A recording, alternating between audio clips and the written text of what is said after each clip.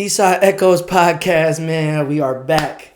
Yo, I know you see we got another guest here. Y'all, I am excited about this one. I am super excited, bro. Honored to have you here. Brother. Y'all, this is Troy Baker. That's TJ. crazy. TJ, we call him TJ, but I had to, bro. So y'all, he's from Terre Haute, Indiana. Grew up there too, right? Yeah, grew up there. Indiana, man. But y'all, this is the story behind him. We're gonna get to it in a minute, but this is one of my teammates from Oakland City, and he was a very big piece when I first got to Oakland City as a freshman. He's a couple years older than me. I was gonna say you was a freshman. I was like my junior year, so like 2 years. So yeah, TJ is about 2 years older than me, and when I got to Oak City, like I needed somebody to look up to, you know what I'm saying, follow behind, needed somebody to have a friend, you know what I'm saying, and this was TJ. So, he's doing a sales job and he's staying down in Columbus, and Terre Haute is like 5 hours from Cleveland. So 5 hours? It's like 5 or 6. It's like 5 or 6 hours. So I was like, bro, you're in Ohio right now? I was like, man, before you go back home, we gotta get you on the podcast, bro. So he drove 2 hours to be here today. So I'm trying to give him a warm East Cleveland and Cleveland welcome, bro. I'm super excited to have you here, bro. Thank you for coming out, bro. Of course, brother. Thank you, my dog. I appreciate you. So we talked about just a little bit. We talked before we got on here. Yeah. You know the stuff I want to cover. Yes, so sir. I want to jump right into it. We're gonna start by telling you a story. Then we got some stories for y'all today, bro. We got some stories for y'all. Got some stories for we got sure. some stories, Man. bro. I'm excited, man. So let's get right into it, T. So start from the beginning, and let's talk about as time went on, and then let's talk about like our time. Let's give the details, just the big details about you being at Oak City, and then let's talk about the stories and like the day we met and like the day what you thought when you first. Let's do it, bro. Here we go. Yeah, man. Hey, I'm excited, bro. Let's do it. Yeah, man. Well, first of all, like you said, I'm from Terre Haute, right? So I mean, yes, sir. I played basketball my whole life, bro. Like since I could breathe, I had a ball in my hand, so that's kind of always what I was gonna do, was try to play ball, right? But family played ball growing up. Had some pros in the family. One uncle went NBA. Had some overseas. A lot of college players. You gonna name drop? So my uncles, the one that played pro, his name's Dexter Schaus. He played in the league for a little bit, not super long. Okay. Then my uncle Daniel Schaus, right? Now here's a story about him, right? Real quick. He actually played in like Iceland or something like that. He scored 100 points in a game over there. Like I'm talking 100 ball. Like I'm not joking. You can look it up. Just look up Daniel Schaus, 100 points, Iceland. This was like back in like the 80s or 70s or something like that, bro. 100 points in a game, crazy, right? Like crazy, like. I remember you telling me about this before, bro. Yeah, bro. But and I was like, T, no, he didn't. Bro, like you can. I was like, T, no, he didn't, bro. Bro, you can look it up. You can go Google Daniel Schaus right now. You're gonna see it. Crazy. But go ahead. So who is your trainer that stay? Is that your uncle too? So no, so growing up, my dad he was more of my trainer for like most of my life. He introduced me to basketball. I would say probably from like, when I was like younger a little bit, obviously I was playing like the little preschool leagues, or I had the little Fisher Price School or whatever. But around the time I was like 5 or 6, I remember just talking to him. I was like, Dad, I want to go to the NBA. And I promise you, after that day, like we was in the gym, like kindergarten, first grade. I'm talking about like I'm doing grown man workouts. Wow. I'm like, man, like I'm on the track, I'm on the hill, I'm in the gym like every day. So my dad was really the one training me, I would say, majority of the time up until like my junior or senior year of high school. And then my uncle, this wasn't Daniel that was training, it's my uncle DJ. He does some training back home. He traveled a little bit too, beach training. But then he really because he was in college. He played in college, and then he came back home. Where you play at? He did 2 years at Lincoln Trail College, and then he went to St. Francis to finish up. Okay. So when he came back home, he started training, and naturally, just him being right there, I would just go work out with him, and he was really he was more on the like, how do I want to put it, like my dad taught me the fundamentals.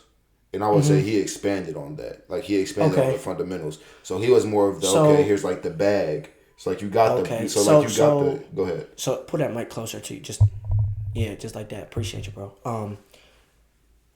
So your dad is the one who put the ball in your hands. Yeah. When you were first. Yeah, definitely. Okay. Definitely. Him, he put the ball in me and my brother's hands first.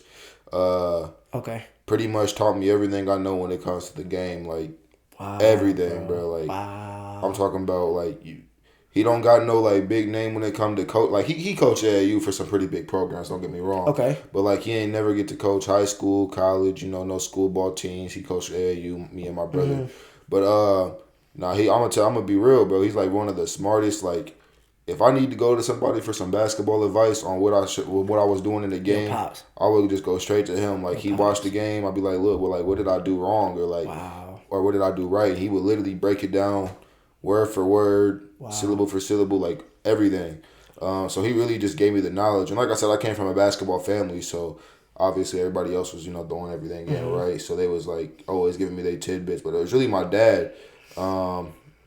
Yeah, man, he pretty much gave it all to me, and I just put all the things he taught me, put the work in, and got to where I was at before, at LCU. So for sure. So talk to me about your earliest, like, when do you remember first playing organized basketball, but also not just the basketball, going along that? Tell me about life, like growing up in Terre Haute, like, you know what I'm saying? Yeah.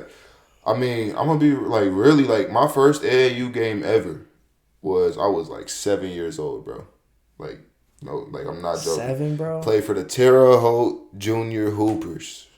You're like, I'm trying to, hey, the Junior Hoopers, we was the ones. I'm trying to tell you, we was the ones, bro, back in the day.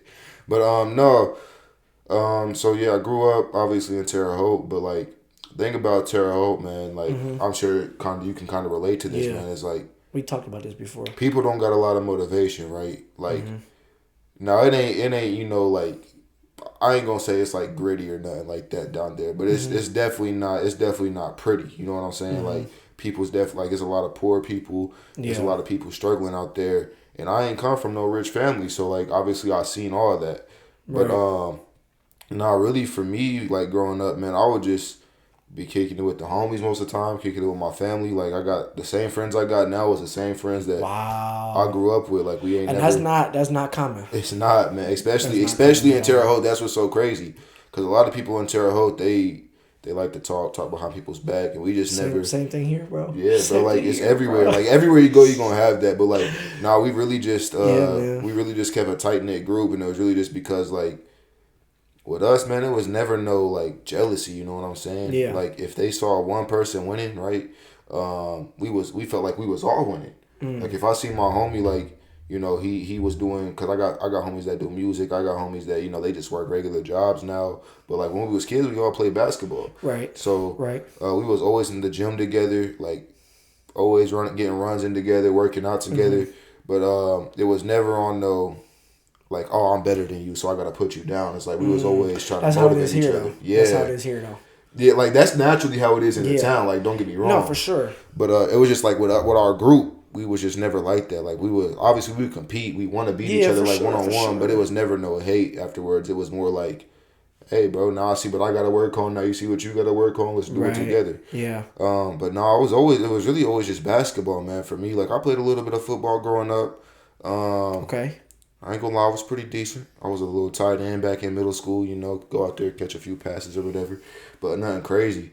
But man, mainly I was with my pops my whole life, so stay with him.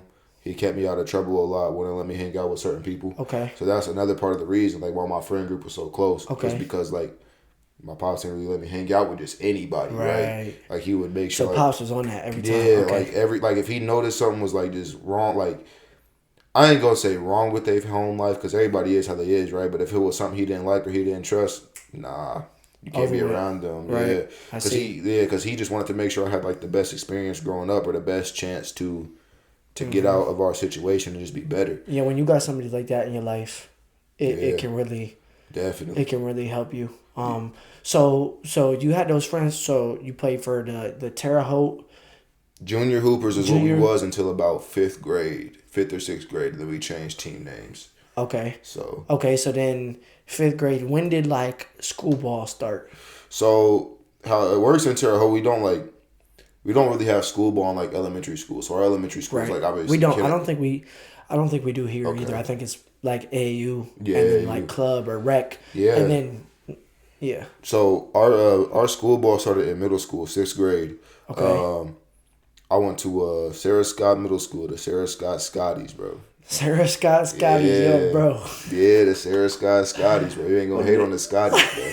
It's like a dog. Like, you know what a Scotty dog is? No. So it's like a type of dog. Okay. So that's what we're named. Like, we're named after a type of dog. That's crazy, bro. Essentially. I mean, y'all weren't no good though. Who wasn't? Y'all weren't no good. You better learn who the 2013 county champs was. Boy, stop playing. Hey, bro, y'all, hey, when this video go up, y'all have to like me. You have to let me know if y'all like that he drove, because I don't know, bro. If y'all like him, that's good, because I definitely don't like this dude right here, man. That's crazy. He's hating. See what I mean? People just be hating. But nah, bro. Like, let me tell you about Sarah Scott Scotty. Sarah Scott yes, Scotties. Okay, because I don't know about this. So, like, listen, bro. Our school, bro, at the time was the worst school in Terre Haute, Indiana. Like, bro, ever. They was about to get shut down, bro. Like, they was going through different principals. Like, the kids was bad. And then they seen you coming, and then it was like, nah, we was still bad. Oh, I was gonna like, say we ain't fixed nothing. Like, it probably didn't start changing until like 8th grade. We got a new principal, and she was on that with everybody. Oh, she was on that? Yeah, she wasn't playing, bro. Like, Miss Scotia Brown. One of the greatest principals I've ever had. If you ever come across this, just know that you're one of the greatest principals I've ever had. You stood on business every time. Every time she stood on business. Hey, you need somebody to stand on business once in a while, bro, for real. So you was talking about school ball in middle school, bro. So like. So you're in 7th grade now. 6th grade. So our middle school is 6th to 8th grade. Yeah, our middle school is 6th to 8th grade. So 6th grade year, bro. We was wearing some weak jerseys, first of all. We got to start there. We was wearing some weak jerseys, like the weakest jerseys I've ever wore in my life, bro. Okay. But we, fast forward, you got to try out for the team practice or whatever. So obviously it's me and some homies that I grew up with on the team. And, bro, the first 4 games, talking about, we lost every single one of them. Like the first 4 games? Y'all got whooped? 4, we lost every single one. Like, yes, whooped? Like bad. We didn't get whooped. Okay. But we ain't win either. So, bro, I'll never. I remember a couple times me and you got whooped. Nah, for sure. Yeah, we definitely got ran a few times, bro. I remember, bro.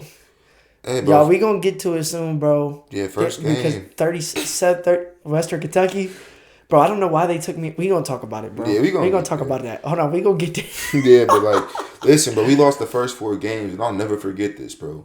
We was playing. They was from the north side of town. It's a school called Otter Creek. So like, from I'm like from north. I'm from more of the south side of town, but I live. So they were from the north side. Yeah. So like, is that like rivalry? So how our middle school basketball worked, I'm sure it's probably different here. We only played the schools within our county, so we had 5 schools in our county. So my school was like middle downtown south, if that makes sense. And then there was so we had five schools, like 5 schools in my county. So it was us, Woodrow Wilson, Honey Creek. Why does that sound familiar, Woodrow Wilson? Anyway, he's a president, bro. He was a president. Oh. West Vigo and Otter Creek. But Otter Creek, they were from like the far north side, right? So they was like far north. And we lost, and bro, this is the 4th game. We lost 3 in a row. And me, bro, I was hot after losing that 3rd. I'm like, we should have won. And the 4th game comes around, bro. I get the ball like 3 seconds left. And we down by like 2 or 1. I shoot it and I miss it, bro. Thank God. Bro, I remember coming out, bro. Hey, no, hold on. Shut up, T. Hey, bro, he missed a shot. Yeah, bro. TJ missed a game winner, bro. What? Y'all, you're going to hear the story soon, because TJ usually doesn't miss game winners. Anyways, keep talking. But nah, bro. So we at the point in this game, right, or like in the season, we're like, damn, like, are we ever gonna win a game, bro? Because like we play each team twice. You weren't good back then. I mean, I wasn't bad, but I wasn't like, I wasn't like nothing crazy. So you were bad. Okay, good. Nah, see, here you go. My sixth grade self would beat you right now.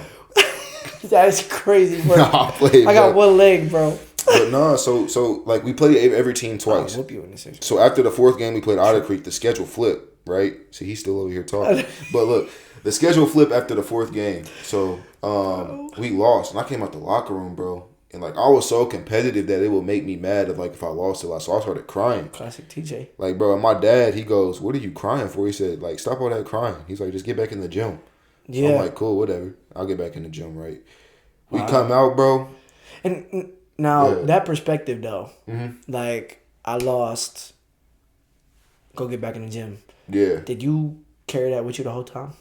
Yeah, bro. Like. That's always been the thing about me, bro, is like growing up, like for a long period of my life, bro, I never got to like I ain't go to no parties. I ain't go to like no functions, nothing like that. Like, bro, like I kid you not, when I'm telling you, the moment I told my dad I wanted to be a pro basketball player, it was up. I was in the gym. Like I lived in the gym. Like it was every day. Like there was no like obviously I would have some days off, but realistically it was really no days off. Like it was just wake up in the morning, gym, and like crib, go hang out with the homies like at they parents' house or at my house, wherever we gonna hang out after the day, and go from there. But it was never like I never got to participate in like the parties. I never got to participate in like just go like just doing like stuff that I probably shouldn't have been doing at a young age anyway. Right. And at the time I didn't understand it, right? Because I'm seeing all these people go, oh, it looks like they having fun over there. It look like they doing whatever they want to do, like. But realistically, like now that I'm older, I'm looking back at it. It was definitely the right thing. I definitely should have been in that gym like 24/7 because it wasn't nothing else for us to really do. But like, so was it hard to ever keep that perspective? Like, dang, I lost. Dang, I just went 0 for 10. Like, oh, let me go get back in the gym. Yeah, bro. Like, it can definitely be discouraging. Like, don't get me wrong. Like, it can be discouraging, bro. Like, because if you, like, every basketball player at some point in their life has definitely had a string of bad games. For sure. Because you never gonna play perfect, 20 games, 30 games. Or like, you gonna have a few bad games where you shooting bad.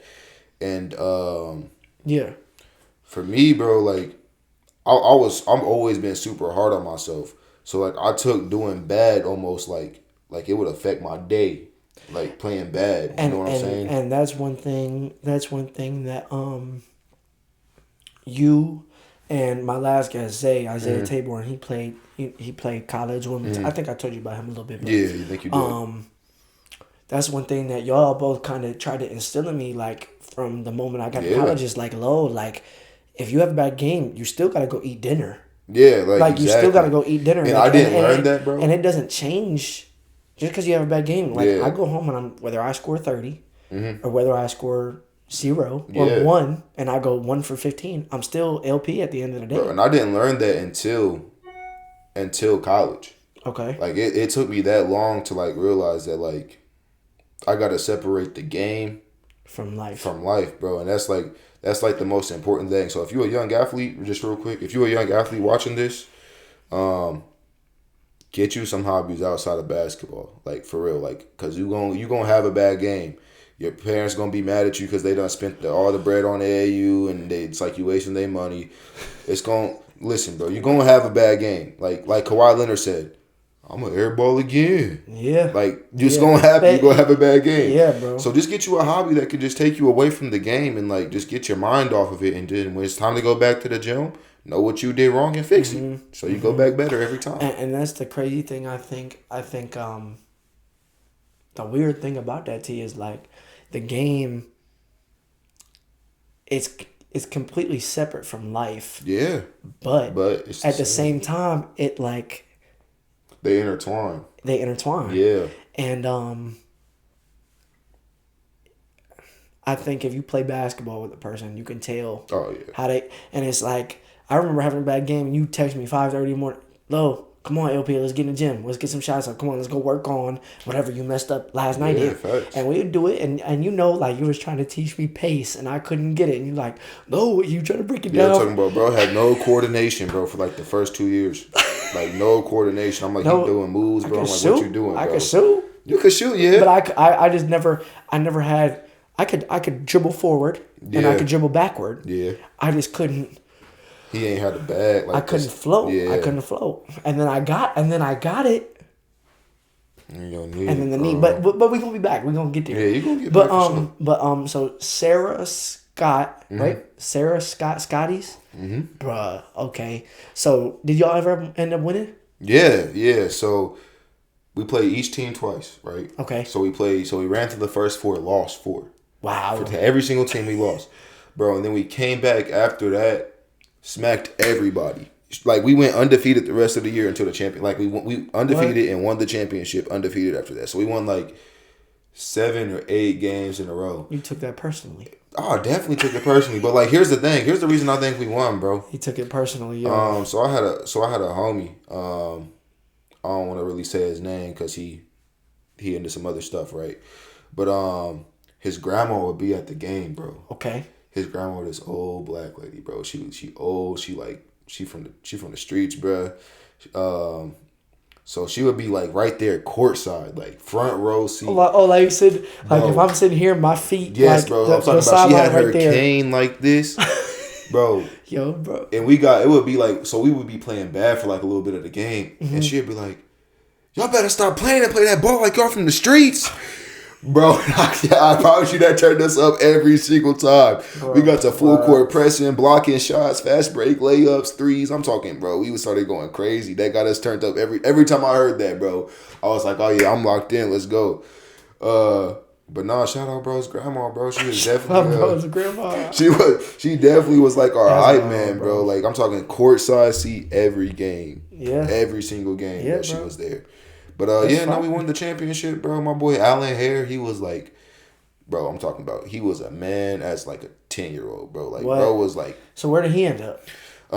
So usually people like that don't end up doing, like, not that it, I think he just worked now, bro. Like he was always really good at sports, bro. Like he was an athlete, bro. Like he was big and stocky. I just remember growing up with people who were like, oh, they're so good in 8th grade, they're so good in 7th grade, and now it's like we get to high school. So okay, and then senior year come, and you're not even this, like you're not. Yeah. So you were supposed to go to the NBA watching him play in 8th grade. Here's the thing, bro. Like he stopped playing basketball, right? Right. Because he was more of a football player. Like I'm talking about, dude was like. And I'm even talking about football. I'm not just talking about. I'm not just talking about him. I'm talking about people in general. Like, you know how like you grew up with the kid. Yeah, definitely. 5th grade, fifth grade, they your height. Mm-hmm. You know what I'm saying? And then you get senior year, and it's like, oh, I'm as big. Oh, yeah. You know what the problem is, though, bro? What's the problem? Because when you got people like that, right? They like 10, 11, 12 years old. Mm-hmm. And this is for anybody now because I'm seeing all these like 10-year-olds that's like 9 foot tall, bro. I'm like, what's going on? But the problem is, bro, it's just like they get so complacent and everybody around them is just feeding them like, oh, you going to the league, like you so good. And that's good. Like you should be instilling that. But here's what you gotta add on to that. No, with your body type right now, right, with all the athleticism you have right now, you have the potential. You got to change like you're going to, you have the potential to go to the league, but you got to work for it. Right. And that's those kids' biggest problem is because it was so easy at a young age because they were so much more athletically gifted or just naturally built than some other kids. Right. Now, once everybody else get built up, they never worked on their game. Yeah. And all the kids that wasn't built was working on their game. Yeah. So when you get to a point where, okay, now we all the same size. Now we can all jump. Now we can all run. You don't got nothing left because that was your advantage. That was your skill. Your advantage, right? Your skill was just natural, right? Exactly. But now you don't got that. So what did he do when y'all were playing? I mean, bro, he was just like, I'm talking about, bro. I seen this dude. He would take the ball. He would grab rebound on defense, right? He would smash the ball into the ground full court. Like I'm talking about, throw the ball through the ground full court, run through everybody. Like OCU start of the practice. Bro, pound the ball to the floor. He would like football run, but like he would be dribbling the basketball. Like he was running like a football player while dribbling the basketball. Yeah, like a running back. He would run straight to the rim. He would miss the layup. Right? Get the rebound. He would get the rebound. Angel Reese. He would miss the layup, get the rebound, miss the layup, get the rebound. But like I said, he was so strong. Like nobody could do. Like he just out my way. put the layup back up, bro. He would score so many points off that. Like, so you were doing this 7th and 8th grade. This was 6th, 7th, and 8th grade. All for the Sarah Scotties. Yeah, I never switched schools. Okay, so did y'all win all 3 years? No. So the second year, bro, we got every grade you get a new coach, and that's how our system worked. Okay. And our new coach, they came in, tried to switch it up. Shout out Brad Hammersley, greatest middle school coach I had for school ball. But like our coaches, they didn't really understand how we was playing, right? Like, okay. Our play style, how we all grew up together, because we all played like travel ball together, like growing up, right? So we all knew how to play. We like to get up, run, full court press you, get in your face, and play like that. But we had the coaches, like after that, they would come in and they would like try to get us to play like slow the ball all the way. I'm not saying like, you gotta have some plays, but like they wanted us to come up every single time. Like they hated the fact that we would be trying to run. You know what I'm thinking right now? What's good? No, I can't say it, but you know what I'm thinking. I wish I did. Yeah, I might know. Yeah, we might get there. Yeah, but, I think you know what I'm talking about. But no, so they would like just have us slow the ball down, and we would be so mad because like we want to run, and that's what Coach Hammersley understood in 6th grade. Okay. Because like literally he brought us into a practice one day, and he was like, "I ain't even gonna coach y'all today." This is after we had lost all them games. So he's like, "I'm not even gonna coach y'all today." He's like, the second year y'all lost again? A bunch of games? I'm talking. This is the first year, so we back on the first year. So after we lost them 4 games, our coach, like Brad, like his name's Brad Hammersley. He actually played at Liberty University D1. Oh wow. But he watched us practice, right, and he ain't say a word to us. He's like, "Just get up and down. I just want to see y'all play." And he just watched us play ball like we were just playing. He was like, "Y'all play a lot better this way." way. Then he realized, oh, okay, I don't need to be trying to run, all these difficult sets and everything. He was like, I need to let y'all press, trap, get up and down, run. And after that, it was hard messing with us, bro, because it was it just clicked. So 7th grade year, did y'all win or lose the championship? We lost, bro. We didn't really win a lot of games 7th grade year at all. Okay. Yeah. So what do you think the biggest thing in those 3 years? What was the biggest thing you learned? The biggest thing I learned in life and on the court. So on the court, the biggest thing I learned is that not everybody that's in a coach's position is a good coach. Now you still got to respect them because that's their job, right? 150%. And that's your coach. But 150%. You can't take everything that they saying. And in life, I would say at that time, you gotta watch. At that. I would say middle school is when I really learned. You gotta watch who you like. Who you hang around. I wouldn't even say who you hang around, but who you call your friend. Okay. Because that's when I learned that people wasn't really like. People not really. Yeah, your homies, like for real. Okay. Because I would have some people on the team. Now these wasn't like my homies, but they was like my teammates or whatever, and they would be the ones that's like. In my face, they all hee ha ha, like everything's laughing. But behind my back, right. I'm picking up all of it. Like, you low key hating on me on the low. Like, I ain't never do nothing to you but be a good basketball. Like, bro, I remember, like, I would get called a ball hog so much in middle school. And now, like, here's the thing. I played a lot different, bro. No, I don't pass the ball. Don't get me wrong. I don't pass the ball. Hey, y'all, listen. I am not surprised he got called a ball hog in middle school because ever since I've met him, listen, I had to beg for the ball. I'm gonna put a couple clips in here, maybe, of you passing me the ball, but it was very rare. But here's the thing, though. In middle school, bro, like I was learning the game, right? So I was learning how to be a pass first. You were learning the game. So like, bro, I would have the most assists on the team, but people was calling me a ball hog, and I'd be like, "How many shots did you take?" I really didn't take a lot of shots back then. Yo, because like here's the thing. See, this is my problem with TJ, right? This is my problem with TJ, right? Look, are you listening? So, y'all, you heard what he just said? Oh yeah, I had the most assists on the team, right? Okay, but the most assists he had on the team was 3, and the reason why it was 3 is because he passed the ball 3 times and they all scored, but the rest of the points he had. He didn't. No, I wasn't a scorer though. But TJ, nobody else had the ball to pass it to get an assist. Let me tell you. But do you understand where I'm coming from? I see where you're coming from. So how am I supposed to get an assist if I never get the ball? Hey, bro, I don't know. You gotta. No, listen, no. But look, he said, how am I supposed to get it? You gotta grab it off the rim, bro. Like it's going up. You gotta grab it off the rim. Hey, that's what y'all all taught me, bro. LP, don't pass the rock, bro. Don't pass the rock. Because I know the game very well. But it's like, I just get it, Yeah. And then I'll see you, and I'm like, oh, here's TJ. So I throw it to him, and you're like, no, LP, bro. Yeah, bro. I would get so mad at LP during the game, cause like, bro, he would have somebody 1-on-1, and he just like looking to pass the ball. And what you gotta understand is, bro, being an aggressive scorer almost allows you to be a better passer. Yeah. Cause like you getting downhill going to the rim, they gonna start sending help. Now you can dump off. You can kick it out to the 3-point line for the 3 or whatever.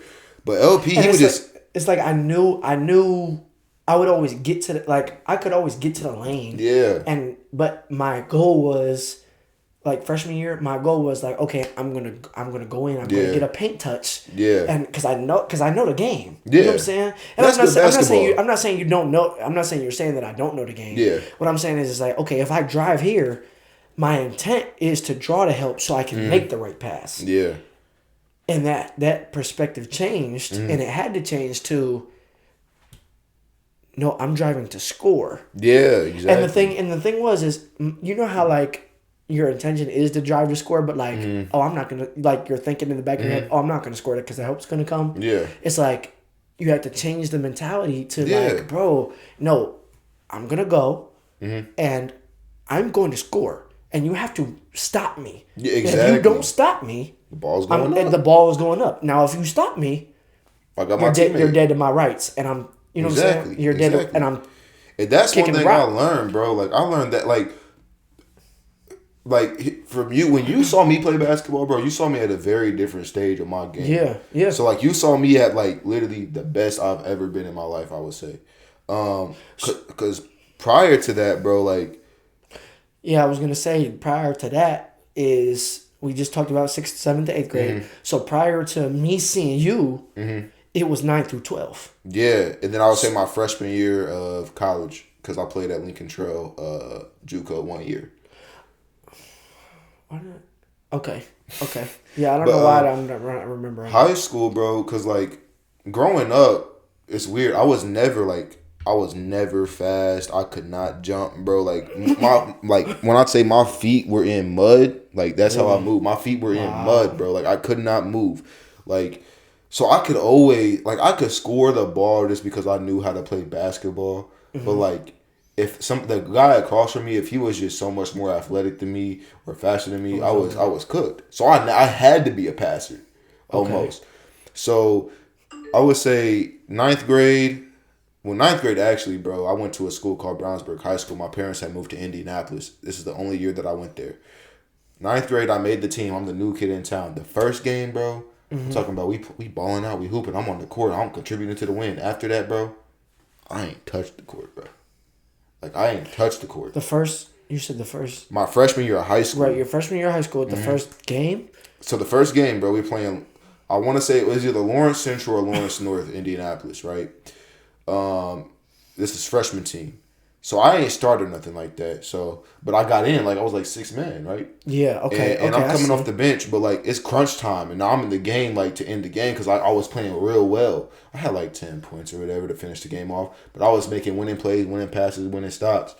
And then after that, for some reason, bro, like, I ain't see the court again. Like, if I saw the court, it'd be like for the rest of the year. Wow, like, it would be like, bro, be like we either blowing the team out, because we had a very good team. Don't get me wrong. Like, we won. We only lost like 2 or 3 games that year, like the whole season.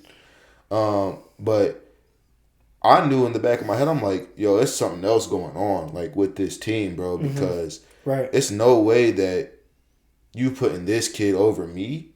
And you felt like that a lot.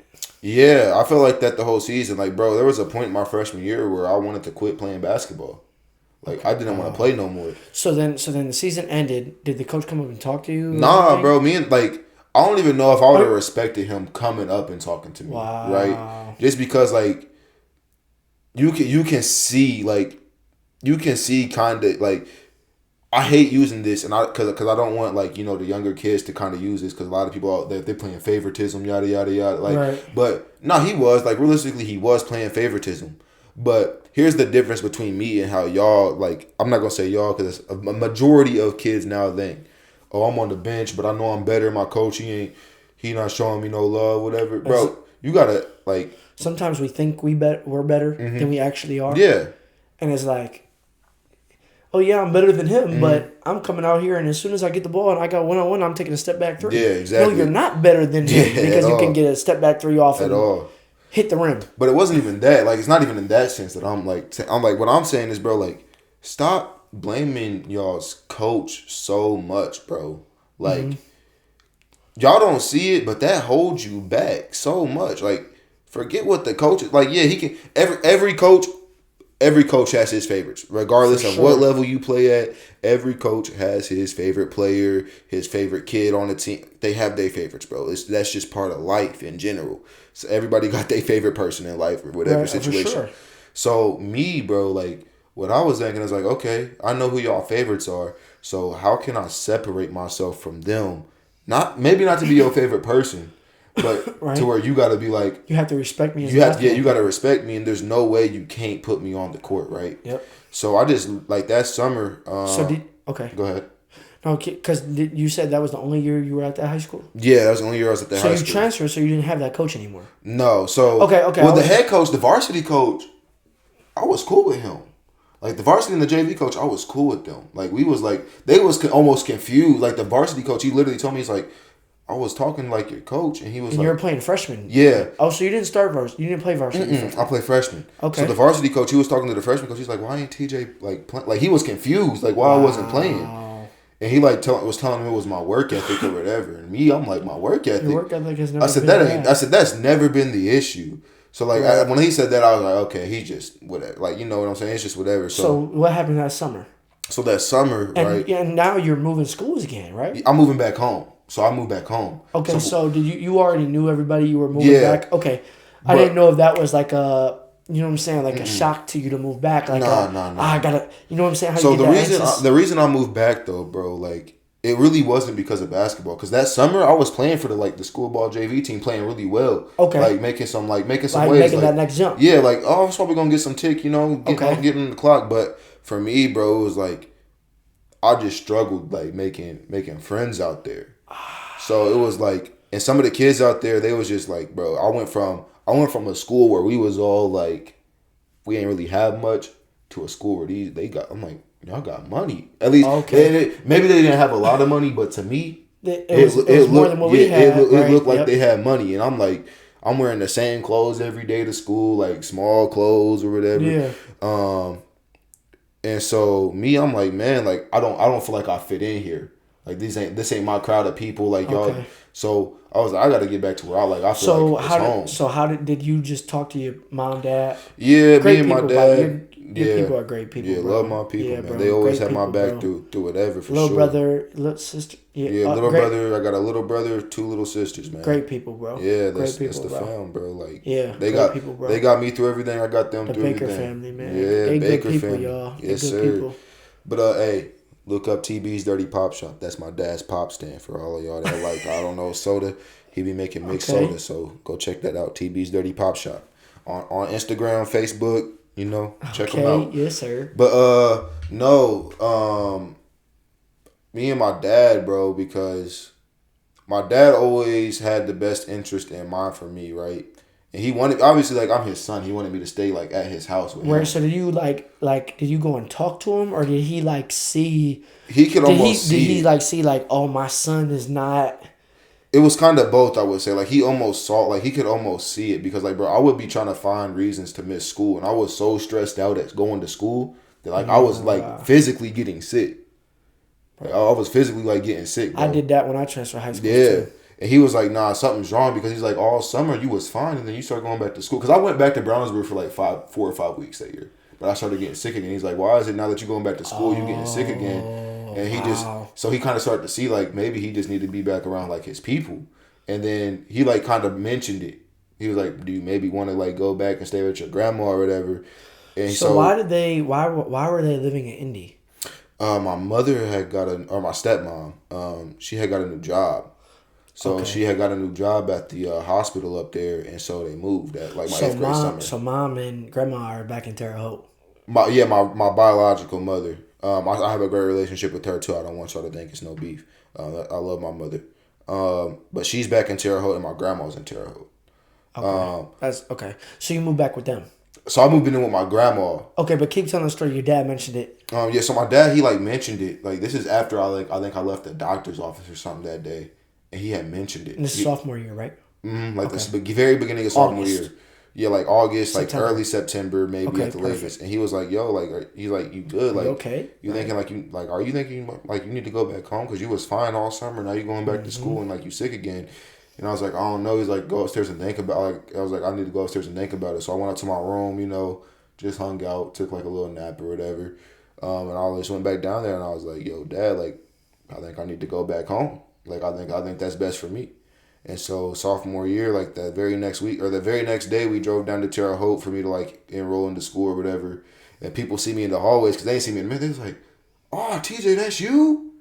What you doing here?" Wow. I'm like, I'm coming to like immediately love, bro. Right. Whereas before it was like I almost felt like I don't want to go to school. Yeah, like I don't want to go to school here. Like I don't want to be around. Like I would have much rather been homeschooled. You feel me? Yeah, bro. This is not about me, bro. But when I transferred from Parma to Shaw, bro, it was the exact same thing. Yeah. Like I hated where I went to school. Like I hate, bro. Yeah, I understand. Anyways, bro. keep going. But so like immediately when I get back down there, like it's love, bro. And then the next week I'm obviously in school. All the homies see me. We laughing, kicking into that lunch again, like in classes. Now I'm doing well again, and obviously I play basketball. Everybody in Terre Haute knew me as a basketball player, of course. So it was already just like, oh yeah, he about to come here and play ball, whatever. But so I started. So obviously that year I played JV to start. We had a really good varsity team. Like if y'all know, y'all from Cleveland, so y'all know who Craig Porter. Y'all got to know who Craig Porter is. He on the team, Cleveland Cavs. He was on our team that year, my sophomore year. Isn't that? Oh my gosh! Never Josiah. Isn't that his half brother? Yeah. It's like his half brother. Wow. Yeah, bro. Small world, ain't it? It's crazy. That's crazy. All right, keep talking. But no, Craig Porter was on that team, and there were some other guards on that team. So you were going to high school with Craig Porter. Mm-hmm. So he knows. I've known Craig. Like me. So I don't want to do no like no clout chasing or no like how do I say it? No, you like hanging on his like hip shoulder. Like me and Craig, we was never super close. Nothing like that. Like he knows him. I know me. We never really hung out together. Right. But like we know each other. Like you know what I'm saying. I actually was in the gym with him the other day. Like, not like we was just hooping for whatever. Like we not super close, but we know who each other are. Up. Yeah, like when I see him, dap him up, shake it up. But that's it, right? Yeah, that's really it. Like I ain't doing no clout chasing on. He doing his thing. I'm proud of him. He came from our city. Right. First one. Not the first NBA player, but the first like solidified NBA player from our city to like really do something. And I respect him so much for that, right? Because obviously we all wanted to be that, right? Yeah. And he did it.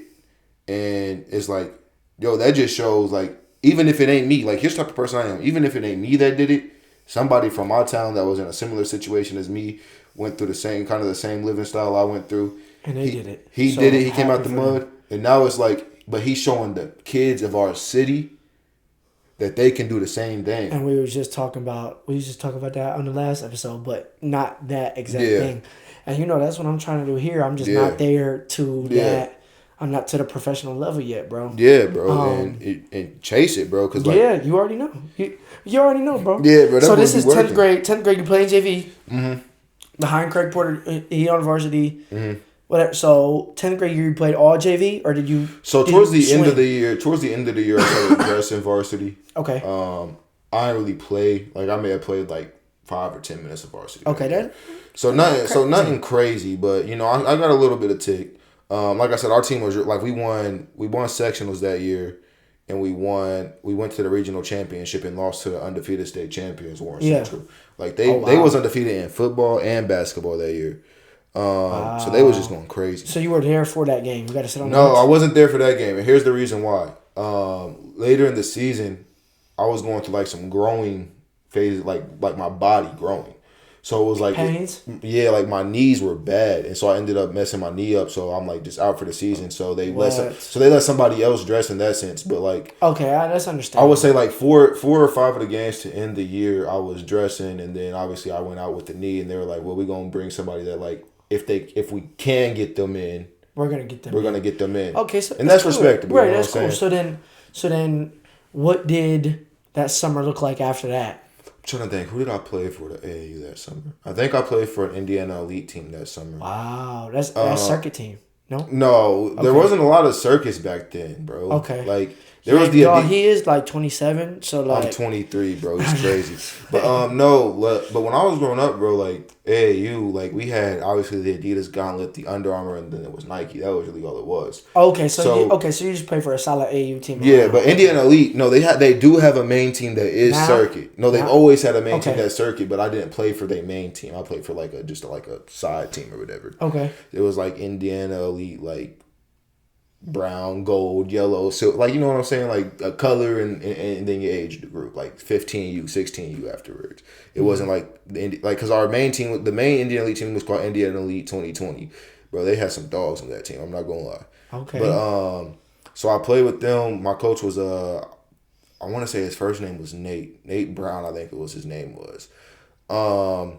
He was a good dude though. So I went up there. Obviously, I was starting on the team. Mm-hmm. We had a pretty solid team. We just didn't get to practice a lot because we was all from different places.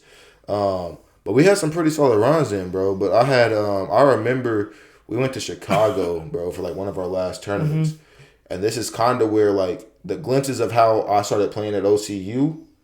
This is where it started showing. Like it started showing a little bit. In the AAU season, from your sophomore year going into your junior. Yeah, so it was very little though. It wasn't like, the whole summer I'm out here, getting jiggy or whatever. It was like spurts. So we were in Chicago playing. It was like, I want to say it was one of our last tournaments of the year.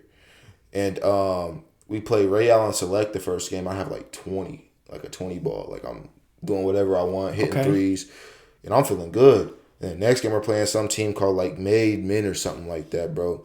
I come out there and like, I started frying them, bro. Like I got clips on my phone of like, really? Bro, I hit this dude with like I snatched him. I think I snatched him like with my left to right. Then I squared him up, bro. I squared him up, bro, and I hit him with a in out, bro. And I got to the rim, bro. Lay and one. I said, "Oh my!" I came out like these. You know how I do when I get the N one. I'm flexing. Yeah, classic TJ. That was like the start of it, though. Me like realizing, okay, I might be able to like score the ball a little bit, like learning how I scored, and like, cause that's the biggest thing. Like, you can was it natural, or was it because you were taught the fundamentals of the game and you're like, oh, well, if he's on that side, I know he doesn't have enough time to get me when I get to the rim. Like, there's no way he has enough. Was it like that, or was it just like, oh, I'm just hooping? I would say it was a little bit of both because, like, bro, I was so trained, like, by that point. Like, I was doing cone drills, like, every single day. And nothing's wrong with them. Yeah, no, nothing's wrong with them. Like, I think as a young kid, you should start doing the cone drills, like just to learn, dribbling through certain different positions, getting to a spot, turn in or whatever. But I guess I started seeing the players as like how the cones were set up almost. So it'd be like, I'm not saying that they were cones. That's how you was, you was teaching me. Yeah. Keep going.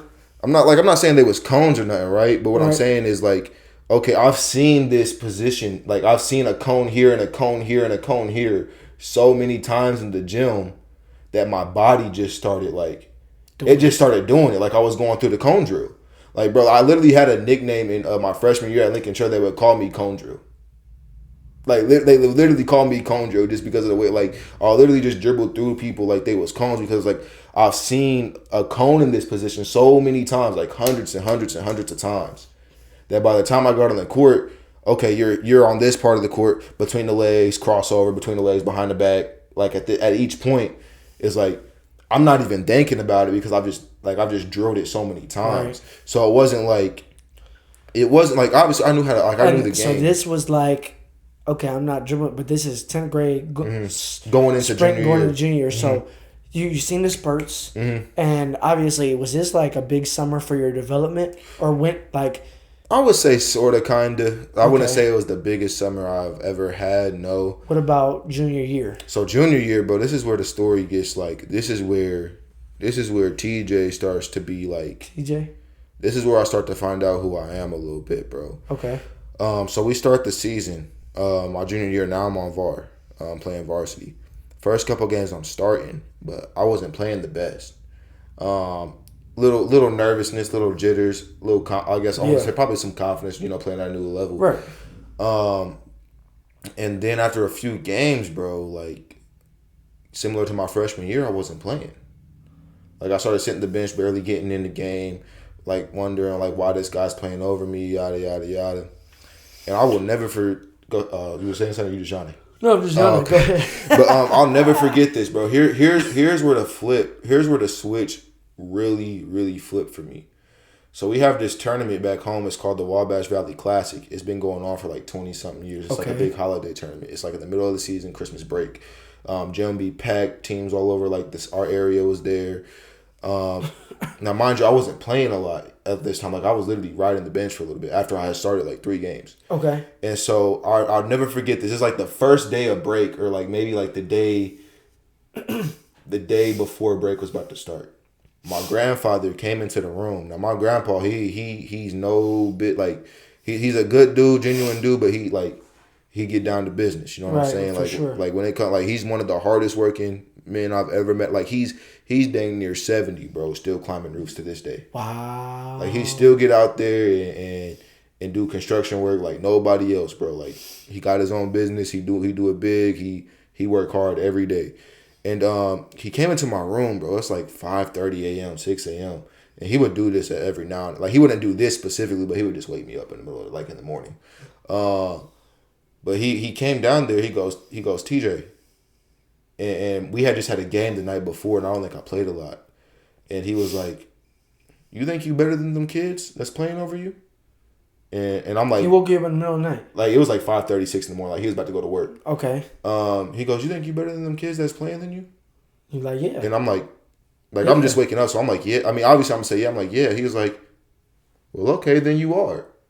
But he was like, "But you gotta." Wow. He's like, but he said, "But you gotta go work for it."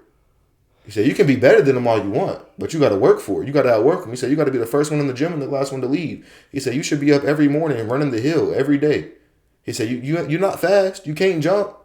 He said, "So you got to go run the hill." He said, "These are things you got to do if you want to play." And that stuck with me ever since. I'll never forget that conversation. That's so like that. We can branch off just from that. Mm-hmm. Like we could talk for an hour about this because it's like, bro, when you put something in your mind, and when you put something in your mind, it's like, I believe it. Yeah, like, okay, I believe it. There's no debate. There's no contradiction. There's no maybe that. No, I just am. And this is about sports. This is about football, basketball, baseball. But it isn't just about that. It's about life, everything, too. Bro. Yeah. But specifically hoops. You know what I'm saying? Specifically hoops. I mean, bro, when you put it in your mind, bro, those things tend to happen if you really, like, and then what I'm saying is just because you're in the gym first, and just because you're staying in the gym last, doesn't mean you're getting something done either. But I do think even there was a period of time for me, T, where it was like I was coming to work out, and it was like I would go do skill work for an hour, right? Through the lifts, drifts, you know what I'm saying? Without cones, but lifts, drifts, all that, right? And then I would play for an hour, like 5-on-5. Yeah. And then after that, my trainer was like, "Yeah, Lo, like you're good, bro. Just shoot on a gun." Yeah. So now I've been in the gym for 4 hours, and I've done a skill session for an hour, played 5-on-5 or 3-on-3 for an hour, and now I have 1,500 shots up. And the reason why I say that is, and you know my work ethic is second to none. We're not. But what I'm saying is if I knew the knowledge that knowing from you and knowing, you know what I'm saying, as time went on, I wouldn't have shot 1,500 shots. Yeah. I would have shot 300 more, but what I'm saying is I think it is necessary to go in there and my legs are dead. My legs are dead because I just shot 1,000 shots. Yeah. But I still have 45 minutes because my trainer in the shower. So, I'm going to get these 500 shots up. All arms, though. Yeah. You know what I'm saying? So I'm my bad. So you know what I'm saying? Let me move this. So I'm shooting the shot, but it's all arms. It's no legs. And what I'm saying is we would go now at the level we're at. It's like why are you even shooting? Go home. Yeah. You know what I'm saying? But I think at some point in everybody's career, I think it's necessary to have a time like that. And that's just my personal. Yeah, no, definitely. But I see what you see where I'm going with that? Yeah. It's like once somebody tell you, like, you have to go work for it. Yeah, be the first one. But if you're going and you're being the first one there and really getting into work and then the last one to leave, bro, you got it, bro. And I think it's so important because people don't do that. Oh, let me go to practice and let me go right back home and get on the game. Yeah, no, that changed. That changed so much for me, that one conversation. Yeah. Because after that, like I said, the holiday tournament came up. So, I started going to the gym. We'd have like shoot-arounds or whatever. No, this is the week after the holiday tournament because the holiday tournament was the first week this year. And we had off the second week, but we would still have like some shoot-arounds just to stay, consistent. So this is Wabash Valley Classic. Yeah, so the first week we had the Classic. I think the second week we had off, but our coach was Did you kill in that Classic? I didn't get to play. Oh, I wasn't playing that much. Okay, I'm tripping. Yeah. So what happened was that next week, like I said, coach, like we'd have like some shoot around, some light practice, just to keep the rhythm going. Right. But it would be like 7, 8 a.m. And I told my grandma, I was like, "Hey, grandma, I got practice at 6." And she was like, "Because of what Grandpa just told you." Yeah. I was like, hey, grandma, like I call her Nana. I said, "Hey, Nana, I got practice at 6." Like I didn't have a car at the time. So she got up. She would take me to the school at 6 a.m., bro, and I'm in there like getting work in the gym. Yeah, like in the gym. How did you get in? It was just open. Yeah. Okay, wow. We don't have that here. Well, that's usually not like that, but it was break, so like the janitors would be in there working or whatever. You can walk in there as long as you like actually on the team. I see. Yeah, I would take my own ball because like the ball room would be locked, so I would just take my own ball. Even us, bro. Yeah, it's not like that here. But keep good. So that conversation really changed. A lot for you. And then this is going. You're still going into junior year. No, this is junior year. This is like the middle of junior year. Okay, so December. Yeah, it's like literally in December. Let's keep going. So yeah, bro, I'm in the gym every morning, like before my coach is even in the gym. So he walked into the gym, he seen me in there, and he started rebounding for me. He's like, "Yeah, okay, TJ, like you really want this." Wow. Yeah. And I'm just in there getting up shots, and then finally, bro, we were playing Evansville Rights. We actually had some teammates that probably played for them, I think. Okay. But we were playing Evansville Rights, and at the time they had 5-star Christian Lander on the team. Who? Christian Lander. He was a 5-star. He went to IU for a little bit, played there. He's from Indiana. But so we're playing him, and I start on the bench, and Christian Lander, he 5-star, so he started doing his thing, and we started losing a little bit. And coach was like, "I just got to try something." So he threw me and my homie in the game, my boy Tonio. He's like, he's not my blood brother, but he basically my right. I get you. So he threw us in the game, and me and him, we was like, we both wasn't playing, so it was like, shoot, we just about to go out here and just do what we do, like just play, like forget what he's talking about. We gonna get taken out anyway. Boom, bro. I get ball, first shot go up, bang. Get ball again, second shot go up, bang. Drive to the rim, pass it off. Dime, layup. My boy guarding Christian Lander. Like I ain't gonna say he was locking him up or nothing, but he was playing good defense. Like I'm talking full court, like solid defense. He gonna still get his stuff off, bro. He went D1, like he gonna get his stuff off. But he was playing some decent defense. I come down backcourt, layup, floater. I'm getting to like my bag and like I'm hooping. So I ended the game with like we lost the game. Don't get me we lost the game. Yeah, y'all lost the game. Bro had like 40 or 50, bro. I ain't gonna lie by the end of the game. But that was my best game of the season. One, because I finally got my rhythm and I finally proved that I can be on the court like everybody else. I ended up with like 18 points off the bench. Which ain't bad, bro. Like which ain't bad. That's a solid game. But it was efficient and it was confident and I wasn't making mistakes. I was playing the game how I was supposed to be playing. Now it was a close game. I only think we ended up losing by like 5 or 6. So like it wasn't like we got blown out. Like, it was a competitive game. Okay. But, I started playing solid. And then after that, I started playing again. Like, I get my role moved up a little bit. So now I'm playing more. And by the time it's like we got 3 games left in the season, now I'm starting. So now I done worked my way up from starting. Well, from not starting. No. I started to start the season. Then I got starting down. Then I got sent back down to not playing. And then I worked myself back up to where I was at the beginning of the year. And that was literally just a conversation with my grandfather and him telling me, like, you can be better and think you're better all you want. But you got to work for it. And that, like I said, that changed that changed how I thought so much, bro. And then, No, so this next summer, bro, I kind of want to get into that because this is probably the summer of biggest growth for me, bro, and it was because going into senior year. So one of our classmates, her name's Jenna, bro. She passed away that year, and it was a car crash, car accident gone wrong, bro. My condolences. And bro, like I tell you, she was like the nicest girl, like always had a smile on her face, like you never seen her upset or mad, like you could laugh, joke with her, hee hee ha ha, all that, bro. Like just a light, bro. And she ended up passing away in that car crash. And for me, that was another big thing that changed my perspective on just life. Because I'm like, bro, if somebody like that, like who I feel like, is such a ball of joy, such a joyful person all the time, and now she's just gone. Yeah. Like she's just gone like that, bro. Yeah, bro. It just changed my perspective so much because it's like I got the opportunity that she don't have no more. Yeah. So it's like I almost. And that's not about playing. That's not about shooting the ball. That's not about being an athlete. That's just about waking up every day. I got to wake up and live, bro. Bro, I seen a stat, T. Like, I seen a stat, bro, that said,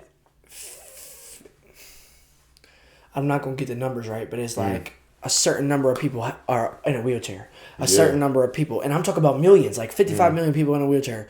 And they're out of 7 million people, like, oh, this many people got prosthetic leg. Yeah. Oh, this many people got this disease. This many people got colorblind. This many people, like, bro, like, and I know it's like me, the people that live it, like, bro, we're not colorblind. We have, my knee, your shoulder, like we're coming from it, but bro, like, I can tell that your shirt is red. Yeah. You can see that my shirts are purple. Yeah. You see what I'm saying? Like, if me and you right now wanted to, we could go walk around the block, bro. Like, you see what I'm saying? We can go in the kitchen and feed ourselves. Like, bro, what? So I get what you're saying. Yeah. Now you have an opportunity that somebody else don't, and it's so much bigger than taking an orange ball and putting it in an orange circle, and because I'm good at it. Exactly. And bro, after that, like literally everything that I did, bro, like it was just dedicated. Like the works was all dedicated, obviously, first of all, to God, always dedicated to my Lord. Yeah. But on top of that, right, I dedicated it to her because, like I said, she didn't get to live and see what we doing now, right? Right. But obviously, I would write her name on my shoes. And when I was like going through something hard, you didn't do that in college though. I did my freshman year, early year before that. Well, they would be on like my practice shoes. In college, when I seen you. Yeah, in college I didn't have them, but all my practice shoes, they would always have her name on there. Okay. Because practice was always harder than the game, right? So when I was going through, like, when I was like struggling, like in a workout, or like I'm like, I want to give up, I don't want to run that extra lap. I got it right here. I just see it and I'm like, nah, like you got to take that extra step. Yeah, that's and I did with Samo. Yeah. I would take that extra step every single time, bro. And that summer, bro, I went to AAU. I finally got to play with my homeboys from my last year at AAU again. Bro, I went crazy, bro. Like after senior year. This is going into senior year, AAU. Y'all play AAU again? Okay. We can't play after senior year. So junior. Oh, really? Yeah, you can't unless you're unsigned. Or you were signed. I wasn't signed yet, but COVID happened. So it wasn't no basketball anyway. But going into my senior year, obviously it was our last year at AAU, so I finally get to play with my homeboys again because I was playing with other teams. I wasn't playing with the guys. And bro, I went crazy that year. Like I'm talking about, like my body's finally in shape. I'm getting a bag now. I'm getting my shots getting better. I'm making plays. I'm hooping. Like I'm getting buckets. Like 20 point games, 25-point games. All the time now. And then, like, obviously, senior year started. This is the last year, bro. Right, so I'm like, hey, I gotta make something shake. Like, my dream always to be. Did you? So we gonna get like here's where the story really get good, bro. All right. So, my dream was to always play college ball. Yeah. Cause in my mind, like I'm looking at my family, right, and like I said, we wasn't rich or nothing. Like we had enough to take care of ourselves. I'll say that. Okay. But we wasn't like it wasn't no luxury, wasn't no like hardworking people. Like they worked for literally everything they had, like got it out the mud almost. But so I'm like, I know I like college ain't getting paid for, so I gotta figure out how to make this happen, bro. So fast forward like November, bro. I'm at this open gym, and this guy ended up being my roommate at Lincoln Trail, and then at my first semester at OCU. Wow. His name, he wasn't there. You wasn't there. But do I know of him? You might. His name's Brighton. He played football at OCU. Oh, I don't know. But he hit me in my head at an open gym, bro. And mind you, I had like 4 or 5 concussions before this.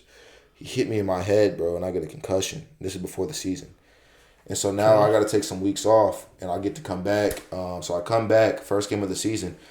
Now, at this point, I'm wearing Jenna's number, right? Her number was 22. Okay. So I wore 22. That's why you wore 22. That's where I wore 22, wow. bro. Like, it was like just on the, like my shield almost, my I vest. didn't know that because I'm like, why is TJ always wearing number 22? Like, yeah, TJ, bro, that's what. You're the best in the team. You're not going to wear number 1. You're not going to wear number 2. Nah, You're not bro, gonna 22, bro. That's like, it's almost like my angel on my back. Yeah. I feel like, in a sense. Like, it's like almost like my vest. Like, that's here to protect me. Like, as long, like, I'm watching forward. Her number's on my back. She watching my back. Yeah, for sure. That's amazing. That's a good way to look at it. But it would almost be like, bro. So I wore 22 in that first game of the season. We're playing Cloverdale, bro. I scored 22 points. What? That's senior year, bro. Fire. We won the game. I had like a double or something that game, bro. Like I get the interview in the paper and all that game. What? Like, I'm feeling great, bro. The interview in the paper? That's fire. Like, bro, I came out that game feeling great. Like, damn, that's the best game I ever played in high school. Almost like. Because it wasn't like I ain't scored before, but it was like the way I was doing it was like I was just doing what I wanted to do. Like, it wasn't nothing they could have done. Like, they could have done anything to try to stop me and it wouldn't have worked. The second game we're playing Ben Davis. Now, this is a bigger school, bro. They got some athletes. Like, they got some big boys. Now we lost the game, but here's where it got bad, bro. I'm playing pretty well, and then I get the ball off an impound pass. I go up for a layup. I get knocked out of the air, and I crack my head on the court. Boom. And I finished the game. Like, I got taken out with like a few minutes left, but I went up and shot free throws or whatever. And I just remember walking off the court and like I'm dizzy, bro. Like, got another concussion, so now I got to go see this concussion specialist because I had so many. Your skull was fractured? No, I just had a concussion, bro. Okay, all right. But he was like, yeah, you had so many, especially having the 2 right back to back. That how close? Oh, because you said it was like November. AAU game or AAU practice when you got knocked? No, it was just an open gym. Open like, gym with the guys. Okay. It was like either late October, middle of October, or early November before, like right before the season started. Okay, and then that happened in the second game of the season. Second game, so close. So I was out for the rest of the season. I didn't play another game that year. Senior year. Wow. And then boom, COVID hit, bro. COVID hit. So now me, I'm like, bro, am I ever gonna play basketball again, bro? Like, I just did all this work, got so good at the game. COVID, bro. And then COVID hit, bro. And I'm a senior during COVID, right? So it's like, I don't got another year of basketball. And you were supposed to go play freshman year in August somewhere. That was the plan. Right. So, bro, I'm emailing, like, bro, I kid you not, I'm emailing every school in America. Yeah. Every school in America. And I emailed Lincoln Trail. My coach, the coach there was Coach Luke Stuckey. He happened to email me back like, hey, you got some film or whatever? Or can you send me like a full game film? So I sent him like one of my best games or whatever. And bro, I just happened to get so lucky that he was just like, we just gonna take a chance and see. Like I didn't get no like scholarship offer, but he's like, okay, nah, like come on the team. You'll be a walk on for us. You know, you can have a spot on the team. So I'm like, shoot, like there's my foot in the door right there. Bro, and that team, bro, we were some dogs, bro. Okay. No, I redshirted, so I really didn't get to play. Stay. Yeah, I didn't stay after that. Right. But I redshirted that year. Like I said, our team was good, and obviously I was a walk on, so we gon', you know what I'm saying, I gotta earn my spot. But I redshirted that year. But dude, we was like, ended up being ranked 22nd in the nation that year for a period of time. We beat the number 2 team and the number 8 team in the nation that year. Or no, it was like number 8 and number 13. We lost to the number 2 team. They were like number 2, floating between number 2 and number 1. John A. Logan. They're like one of the best JUCOs in the country. Yeah, I know about John A. Yeah. So we played them and they beat us, but it was a close game. But dude, we had some hoopers on our team, bro. Like some dogs. Like my boy Blaze, Beauchamp. He actually played at Evansville for a little bit. I think he's at, I forget what the school he's at now, but dude, he was like skinny dude. Shifty. Maybe a little, yeah, quick, shifty, but bro. A little bit taller than me? Yeah, a little bit taller than you. But I'm telling you, bro, he would take a step across half court. It didn't matter who was in his face. He's letting it fly. I'm talking about all net, too. And then we had... it was like that. Yeah, he was like... Bryson type or better than Bryson Nah, type? I don't even know if Bryson could like...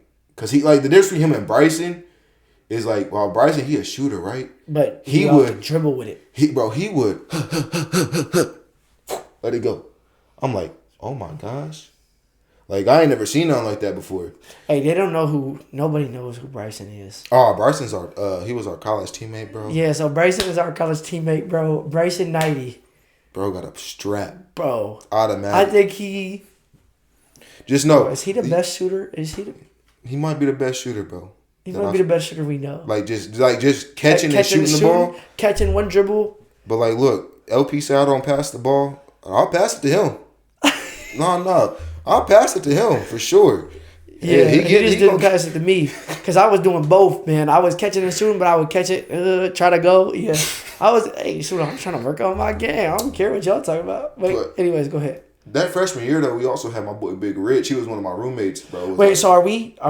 This is college. Oh, the Lincoln Trail, or are we at OCU yet? Yeah, Lincoln Trail. We about to get to OCU because it's about to be some fun in between here and OCU. Like, this is when I was boy, but no. So I get to Lincoln Trail, right, and my roommate Big Rich, bro. Shout out Big Rich, bro. Big Rich, bro. This man is 7'2", like 270, 80 pounds. What, like, big dude. But like, here's the thing, bro. No, that's crazy. He wouldn't back you down, bro.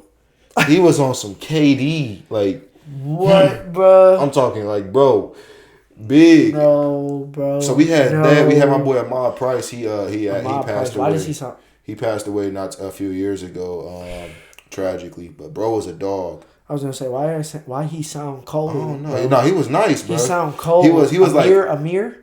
Ahmad Price. Yeah, bro, a dog. That sound cold. Condolences to his family. I know I won't really talk to y'all or nothing like that, but you know, dude was he was a buck and he loved basketball. He used to have this saying, "Slow feet don't eat, bro." That used to be his saying, "Slow feet don't eat." But so he was like 6'3", 6'4", but bro, he had like sneaky bounce. Like obviously he could probably he's 6'4", so he could dunk, but like the way he moved, he would just before he got there. Yeah, like he would just get you just be like. He would just be there and just up on the rim and on somebody's head. Right? I'm like, bro, but he had a nice mid-range game. He's probably where I learned, like just watching him, how he would score and back people down the mid-range. It's probably kind of where I picked up on a little bit of how I like operating the mid-range and scoring the mid-range because he would just get to his spot or he would back you down because he was a little bit stronger. Bro, I wish I had that piece, but coming into my freshman year, like of like. Okay, TJ's about to back. TJ's on the right side of the court. He got the ball in his left hand, and he's backing down. Okay, I'm on the left wing or the left. You know, we're sophisticated hoopers, so it would call be called the 45, right? Yeah. So I'm sitting at the 45, or I'm at the wing, and okay, I see TJ. He's backing down. Why don't I just cut? Yeah. Like I wish I had that. And it takes time, and everything happens when it's supposed to. But anyways, I see what you're saying. Keep going. I would say that's where, but Lincoln Trail is probably where I learned how to play the game at a high level because I was surrounded by dudes like at the time who were all better than me. Yeah. Like, and I'll say that 100%. Like, not to knock myself, but they were like all like not. I wouldn't say everybody was better than me, but a lot of them dudes they was better than me. But that's crazy, but I was like in the gym and I was like. I ain't gonna go out like no, like you know what I'm saying. Like I ain't gonna say it on the camera, but I ain't going out. I ain't going out like this. You know what I'm saying? So I would just be in the gym, just working on my game, and I'm like, I gotta figure out a way to score on y'all because y'all are so much more athletic than me, so much faster than me. So that's when I started. How'd you do that? The cone drills one, and I was like, I'm just not going back down from y'all. Like, I don't care what y'all got going on. The mentality Exactly. again. Once again, the mentality. Yeah, bro. And it was just like, I'm not going back down from y'all. Like, y'all can pick me whatever position y'all want to. Like, if they was doing like pickups, I might be, getting picked last. Not out of no disrespect, but there was just people better than me on the team. Yeah, right. So I was like, okay, go ahead, pick me last. But I would use that. Yeah. I would use that and be like, okay, all right, bet. And then I would take it out and I'm like, I'm gonna score on you because you ain't want to pick me up. I'm gonna lock you up because you ain't want to pick me up. So as the season started to progress, I started to get better. I started to learn how to guard them. I started to learn how to score on them. Yeah, like, so I used that as a tool to like learn more, like, how can I score against guys that are just as good as me, if not better than me. Or, so now I would get in there. I'm like, okay, yeah, you scored on me so much during the year because I had slow feet or I couldn't move my feet on defense. Feet don't eat. So now I was always smart at the game, but here's where I had to become like almost like a computer. I have to almost know exactly what you're about to do before you do it. So I just started picking up on tendencies of these guys. So like, for example, Ahmad, like I knew, okay, he want to take, like if he's taking the ball left, right? If he's taking the ball left slow, he's going to try to come back to the right fast because he knows I can't move that fast to try to get me off my pivot and to open my hips up and get downhill. And then he's going to try to get me to a back down or just get around me. Right. So what I would do is, knowing that was coming, I would almost start to bait him. Like I would almost start to, you see me going this way, you going this way. I'm almost sitting in a way that like as soon as you open up, I'm there. So it's like you don't have a chance to get around me. So now I'm making you work harder for your bucket. And then on top of that, I would pick up on how people guarded me. So I would realize, okay, you do really well at guarding me if I'm going right. You do really well at guarding me if I'm going left. You do really well guarding me from the corner. So how did you pick up these things? Just playing, bro. Like, I would just play, watch film, because we filmed our practices. I would watch film. So on film, what are you looking for? Are you just, like, repeating the same clip and watching? It really just depends on kind of what I'm watching film for, right? Like, I would just look, like, sometimes I would just sit there and I'll just watch one player. Like, just go through the film, just watch one player. Right. So then what I'm saying is you would just watch how many times when he caught the ball and ripped through. Yeah. How many times he would take two dribbles to the left. But like, yeah, exactly. Count them. Exactly. But on top of that, we're playing with each other every day. And like I said, these are probably some of the best players I've ever played with. So I'm like, if I can hang with these dudes, I can probably hang with anybody. So I started picking up on their tendencies. Like I was like, okay, if Big Rich is in the paint, right? Yeah. If I see Big Rich in the paint, I know he's only going to step up this far. So I know if I get to this spot, I'm going to have my floater. Exactly. So I would get to that spot, boom, floater. Because he's not stepping up this far. And if he does step up this far, my big would be right there in the dunker spot. He going to cut down. We going to get the dish off. We on the rim. So I would just pick up on stuff like that. I would have to if you're not as athletic as people, you have to be able to outthink people. Mm-hmm. So I would outthink people. And like I would literally pick, like if I ever seen somebody move, like as soon as you got out of position, I was attacking that every single time. Like this not like the millisecond. You see what Jose Alvarado did on that one play in the last game? Yeah. Like the little spin move you talking about? Yeah, bro. He got here, and I don't know why Wemby moved. Yeah. I mean, he had to get out of the. Bro, he literally got there, got to the right elbow, went between, right? Mm-hmm. Now he's on this shoulder. Yeah. And then he's watching, and as soon as Wemby took a step that way, to the left. Yep. Oh, I'm just going to spin and lay it up. Yeah. And it was, Simple. Like, you got to make the game simple. And now you look at it on ESPN and on Bleacher Report, and it looks like a highlight.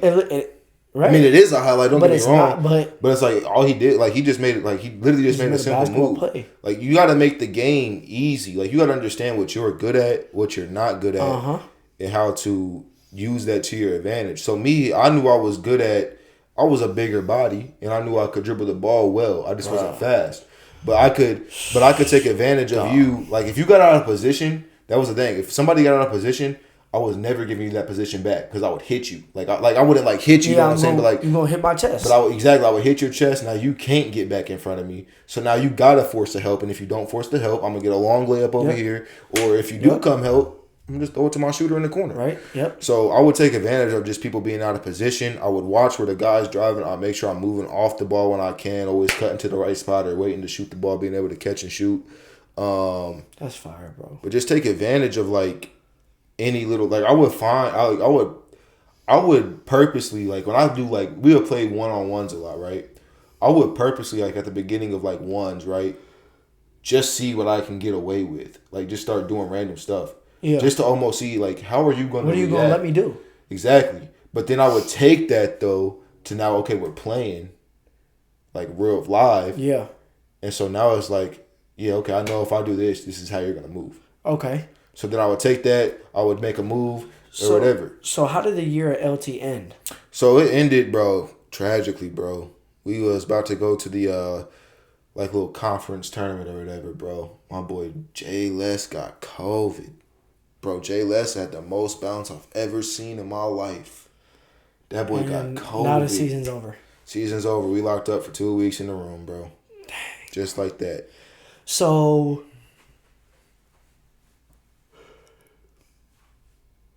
season's over. What made you leave? It really wasn't me leaving, I would say. So first of all, our coach, he has some personal things he had to deal with out of the state, so he ended up resigning. Okay. So we got a new coach, and I was gonna go back, bro. But like I said, bro, I just had a history, kind of a bad luck. I was driving home from work one night that summer, got into a car wreck and hit my head again, bro.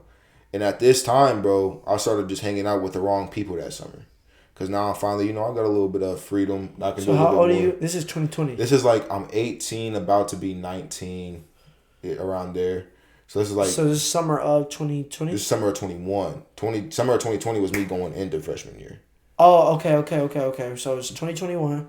Yeah. Wow, okay. But, like, this is a result of me... 22 to 23, okay. Yeah, so 21 to 20... So 21 to 22, bro, I was just like... Did you stay home a year? Mm-hmm. And that was the year, okay. Yeah. So I just started hanging out with the wrong people, just partying, living the young life, bro. Like, just being young, dumb, stupid, thinking I'm, on top of the world or whatever. Don't get me wrong, it was fun. Like, I ain't gonna say it wasn't fun. Right, it was fun when you were doing it. But cause let's see... I went through that whole year, bro, through this whole little party phase of mine, bro. And then I went half a year at Indiana State the next year. I ended up moving back in with my dad to kind of calm all that down a little bit. And I started working there. And then I went to Indiana State, which is back in Terre Haute. So when I went back to Terre Haute for that semester, I'm back to, partying and all this other stuff, bro. So now fast forward a few months. Okay, so what year is this now? This is like... 2022 now, like... About to be 23? Yeah, so this is like August to November of 22. So now I'm at Indiana State, bro. Well, I thought you went to OCU before I did. I thought you were there a year before I did. So this is... I got there fall of 2023. Yeah. Okay. Yeah.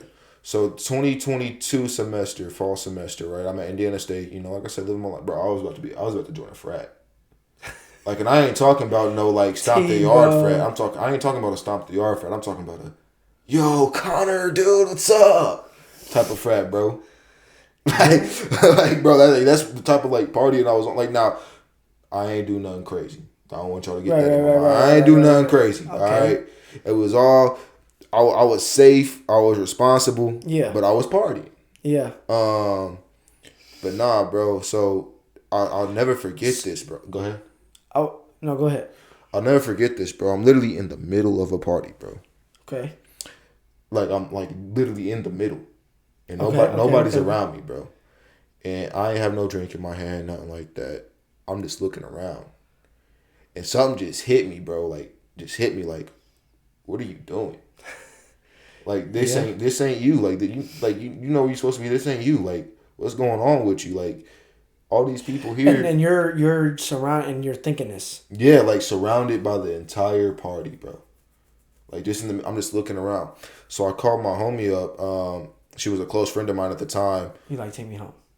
Yeah. So I called her. I was like, hey, can you like pick me up? I don't got my car. I want to go home. And so she came and picked me up. Real one for that. And I just kind of like blew up. Like I ain't blow up on her in the car, but I almost was like blowing up on yourself. Yeah, I was like to her. Yeah, and like she real for that. Shout out to her. One of the realest. Name drop? I don't want to name drop. Okay. Her, she got a husband and all that. Now I don't want to do that. Oh. Yeah, I just want to keep it respectful because she don't know, like, you know what I'm saying? Oh, yeah, for sure. One of the realest friends, one of the realest homies I ever had in my life. Like, I could look at, like, I ain't never had no big sister, but I could almost look at her like she was a big sister. For sure. So we in the car and we outside the house and I'm like, what are we doing? Like, I'm like, we going out almost every night, every weekend, celebrating, partying. What are we celebrating? I'm like, exactly. That's what I said. I said, what are we celebrating? I literally said that. I said, what are we celebrating? We ain't done nothing to like celebrate yet. Right. I said, I want to celebrate, when I'm 30, 40, 50, and I done made like, a crazy amount of money, and now I have a reason because like I can go out. I'm like, I just made X amount of dollars this week, or I just did this for my community this week, or I gave back to this, or I did something that requires a celebration. Yeah. Not just going out just because. And I ain't saying you can't go out. Do not get me wrong. I ain't saying that.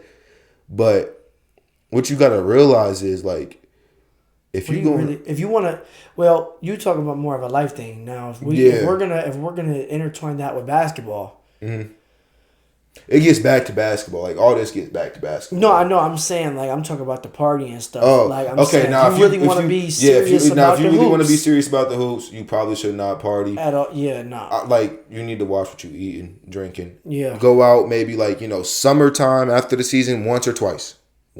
Keep it cordial. See your people. For sure. See your people, but don't be out there late. Now you know me. You don't be doing much at all. I don't do any of that. Yeah. When did you ever see me at a party at OCU? Never, bro. Never.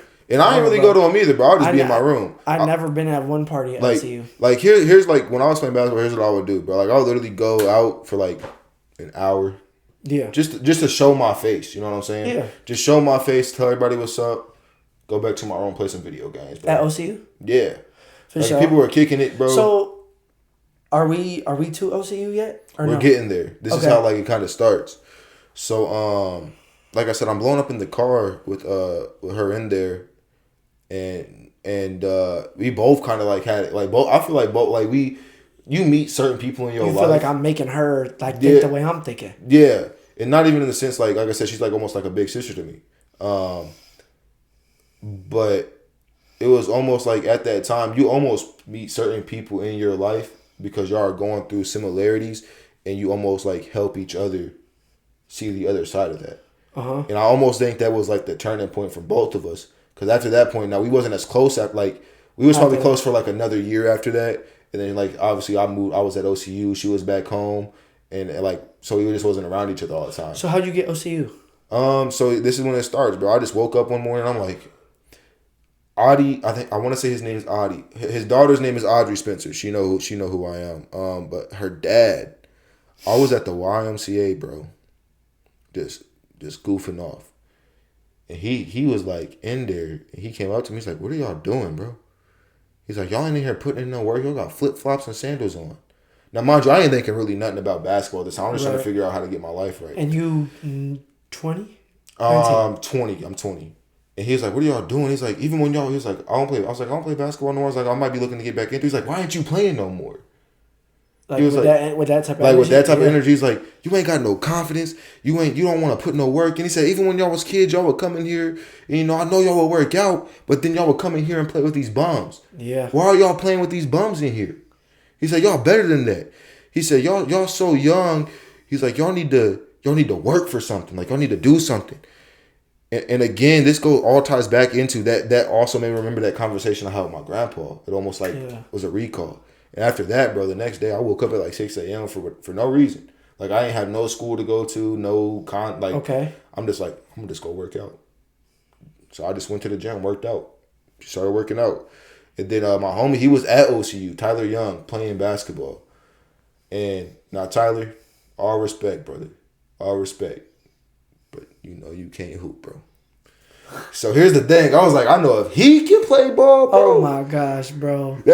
He gonna listen, bro. No, he go gonna ahead. laugh about it. Just keep going, bro. I was like, here's the thing. I was like, I know if he can hoop, bro, out of school, ain't no way I can't hoop, bro. For sure. And so I hit him up, bro, and I was like, yo, like, you still out there? I know you was talking about like you got some people moving out of your room that was on the team quitting or whatever. He was like, yeah, there's some people leaving. I was like, I want to play. He's like, are you serious? Wait, He was at OCU. Oh, okay. And I was like, I want to play. He was like, are you serious? And I'm like, yeah, like, what's your coach's number? And he sent me Coach E's number, Coach Elvin. Hey. Shout out Coach E, man. You gave me a chance, bro. Hey, Coach Elvin, you see this, bro? He gave me a chance, dog. Shout out to you, man. I appreciate you. But, bro, here's where it's so weird. I appreciate you, man. Remember how I told you I didn't have no athleticism? Like, I couldn't jump? Yeah. Bro, I kid you not, bro. I used to pray this almost every day in high school. Like, I would be like, Lord, just please make me up one day. Now, I know this is, like, kind of selfish, right? But I would be like, just please wake me up one day and I can just jump, dunk the ball, and run a little bit faster, right? I was like, I ain't got to have no LeBron James athleticism, no Michael Jordan athleticism, but give me something. Because if I just had a little bit, I'd be good. I know what it could look like. And go ahead. I want to stop you real quick. Mm-hmm. Can you remember what you were about to say? Mm-hmm. So, you know, you were talking. When did you talk about praying? You talk about dedicating to God. When did that happen? When was that? You know what I'm saying? When was the experience, or when was the event, or what was the day? So, where were you at in life where you were like, okay, I believe in Christ? I'm gonna keep it a buck with you, bro. I grew up in the church. Okay. Like, my whole life, like, my grandma, she's a praying grandmother. My mom, like, my stepmother, she's in the church a lot, or she always wanted to go to church. So it was just instilled from me from the jump. My auntie would always take me to church. But it was just like kind of what we did in our family. Like, It was Sunday, we going to church. We go to Bible study, Sunday school, but we going to church. So it was always in me, bro. And then I just started falling out of it a little bit. Okay. Like I said, I started going through some stuff, going through some personal things, and I just, like, for some reason, like, I started cutting God out of my life a little bit. Because I think it. Now, this is where I don't want to say something and be wrong, but I think Paul writes about it in the New Testament. I don't want to quote, but I think he writes about it like, yeah, you're not saved by genealogies or traditions, and what that means is like, just because my grandma believed, just because my mom believed, doesn't mean I'm saved. Yeah, exactly. But nah, bro. I would even say during my time at OCU, I didn't really have like I knew God. Like, you know what I'm saying? I knew God. I knew Jesus Christ. But, like, I ain't feel like I have, like, a relationship with him. So when was it like, okay, I believe instead of I just know? I would say really, bro, within, like, probably since I graduated. Really? Like, wow. Like, I would say growing up, bro, I was the kid in the church, bro. Like, I was baptized as a kid. Like, I really I loved church as a kid. Like, that was my home. Like, I'm so serious. Like, my family was like my cousin was the preacher. He's now a bishop. Like, it was literally my family church. So, like, I knew God, bro. Like, you know what I'm saying? But I just got away from it for a little bit, and for whatever reason the case may be, things happen in life, and you gotta sometimes you just walk a path that you shouldn't happen. Yeah. But that's the great thing about God, bro, and the Lord, bro. He's with you no matter what. He gonna be there. He gonna see you at your worst. He gonna see you at your best, and he's still gonna, still forgive, still forgive, and still love you no matter what. And that's the biggest thing we gotta realize is, like, we not perfect. He ain't make us perfect. Nope. So you gonna make mistakes, but what you gotta realize is, like, your mistake don't define your entire character. Right. And now I would say this is probably around the time at OCU when I did realize this, bro. Okay, so what year was this? This was like my start of junior year, bro, when you got there. When I got there. Yeah, wow. So I would say the transition, like, the seeds started to be planted, right? Because we go to a, what is it? It's like what were they, General Baptist or whatever, something like that. It's a Christian school. But anyway, bro, I used to smoke hella, bro. Yeah. Like, I used to smoke a lot. And I'll never forget this, bro. I was at the gym, the Titchener Center, bro. Late night session. Just got done hooping. Yep. Came back to the room, bro, and I ain't gonna say nobody's name, but it was some people in the room, and there was a lot of gas in there, bro. And they go, yo, T, you trying to blow down? And I'm like, shoot, Frisky? Right. Yeah, like, of course. So, and now it smells loud, bro. Yeah. Like, it's the whole hallway. So we leave, we go do our thing or whatever. We come back, bro. And I'm the first person in the room because my roommates, they didn't have their key, and I was Y'all are in the Williams. You're in Williams. Yeah. So I get there before them because they like locked themselves out from the door. They didn't have their keys or whatever. And I don't know. I just walked faster than them, I guess. I don't know where they went. They was behind me in 1 second. They wasn't. So I walk in. I open the door, bro. The first person I see is Brad. Brad bro. Knotts. I said, bro, like my heart just dropped, bro. Like it just dropped, like to the floor. And he's like, have a seat right here. He's like, I think you know why I'm in here. And I was like, yep. I said, I'm already knowing. And so in this time, bro, this is like really like a trial, like trials and tribulations, bro. Like literally, this is what this is. I'm looking at myself like, bro, am I gonna be here tomorrow? Am I gonna have to go back home tonight? Am I gonna be? Mind you, I hadn't played a basketball game yet. And this is when I first... Because I didn't get to play the year before because I was a mid-year transfer. Right. So I hadn't played a game technically because I redshirted my freshman year. So I didn't play a game since my second game of senior year. Yeah. So I waited so much time to finally be able to play basketball again. So now in my head, I'm like, I just did all this work. And it's going to be gone, bro. It's going to be gone. And my parents ain't know. Like, they knew, right? But, like, I had never personally told them. Like, your parents, if you don't think your parents know what you're doing, they know what you're doing. Trust me, they know what you're doing. But no, I remember calling my dad that night, and I was like, Dad, like, I got in trouble. Like, I messed up. Dang, bro. And in that moment, he was just more, like, I ain't gonna say he was supportive, but he wasn't like, oh, you a screw up, like nothing like that. He was like, okay, what's the next steps? What happens next? Right. He's like, keep your head up. He was like, don't let them see you down. That's one thing he said. He said, don't let nobody see you down. Keep your head up, no matter what. So, so we had some meetings or whatever with, Brad. And I'm kind of telling Brad, kind of my life story, where I come from. We having some conversations. And then Coach, he was like, I ain't never, Coach. French. He was like, I ain't never not kicked nobody off the team for, this situation. Now, some underlying things happened, and the reason that I stayed, right? But at the end of the day, that kind of showed me that I had a little bit of favor, right? Because if he ain't never kicked nobody off. Then you start asking why. Yeah, like. And then I start to realize, like, why am I getting this chance? Like, why am I not getting kicked off? Yeah, exactly. Everybody else is. And there was like, now don't get me wrong. The reason I got to stay, I almost would have rather them kick me off because it was crazy. But it was just like some disrespect, like almost disrespectful to me. You know what I'm saying? No, in a sense. Tell the story. Oh yeah. So essentially, the reason tell why they let you stay. So essentially, the reason that I got to stay was because it was 2 players on our team that he was like, oh well, I can't get rid of them because they also got caught. But me, I ain't say no words. I said no. I did what I did. I ain't say nobody else's story. I ain't snitch. I ain't rat on nobody. I was just like, I did what I did. That's all I know. I said, I can't speak for nobody else. So their name didn't get brought up. Like, they got brought up, but it wasn't like, how do I explain this? Because it happened in our room, and they didn't physically catch them with anything, right? You can't. They couldn't really do nothing, but they caught it in our room, so it's like, it's tied to us. Everybody. And we wasn't, and me and my 2 roommates, we wasn't willing to, like, snitch on like, say who had what and all this. Right. But I found out through the grapevine, through a coach that was there, that the only reason we got to stay, it was Tilly. My God. Real one, bro. But he was like, I was in the meetings. Like, when all this was going on, he was like, the only reason you got to stay was because he didn't want to kick those 2 players off the team. For what reason?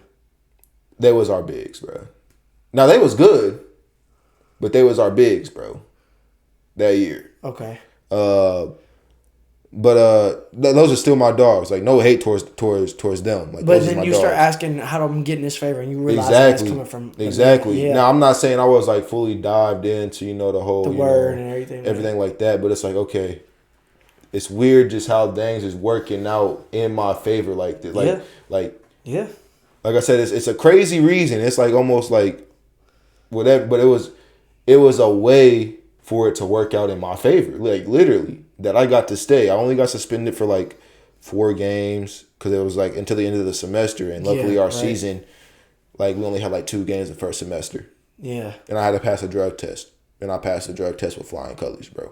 Okay, so I see what you're saying. Yeah. Okay, so now we're here. Yeah. Now bro. We're here. Okay, y'all. Bro. Hey, this is where it get good. Yeah. So before it get really good,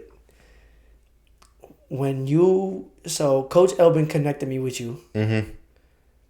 And what did he tell you about me before I texted you? I want to say he was like, I don't remember exactly because this was a minute ago. But Elbin, he was like, hey, TJ, I got this recruit that I want you to talk to. He's thinking about coming to OCU. He's just like, I guess, has some question about some things before he makes his like full decision or whatever. Like he wanted to kind of know like what the culture is like, the environment is like, and things like that, like kind of how we operate or whatever. He's like, I think he was like, he's a good kid and all that. He's a hard worker. So, something like, along those lines. He was like, hey, just let him text you, answer any questions he has. He just wanted to hear it from like somebody that's a player. Okay. And so then obviously you text me, you hit me up, and then we had our chat. And bro, so hold up, bro, because I gotta tell, bro. The first day we get to campus, LP called me. He's like, because I had never seen LP before, right? Yeah, never seen LP before, right, bro? And I'm with my boy Garth. He was my roommate in college, bro. My boy Garth Jepson. Shout out, bro.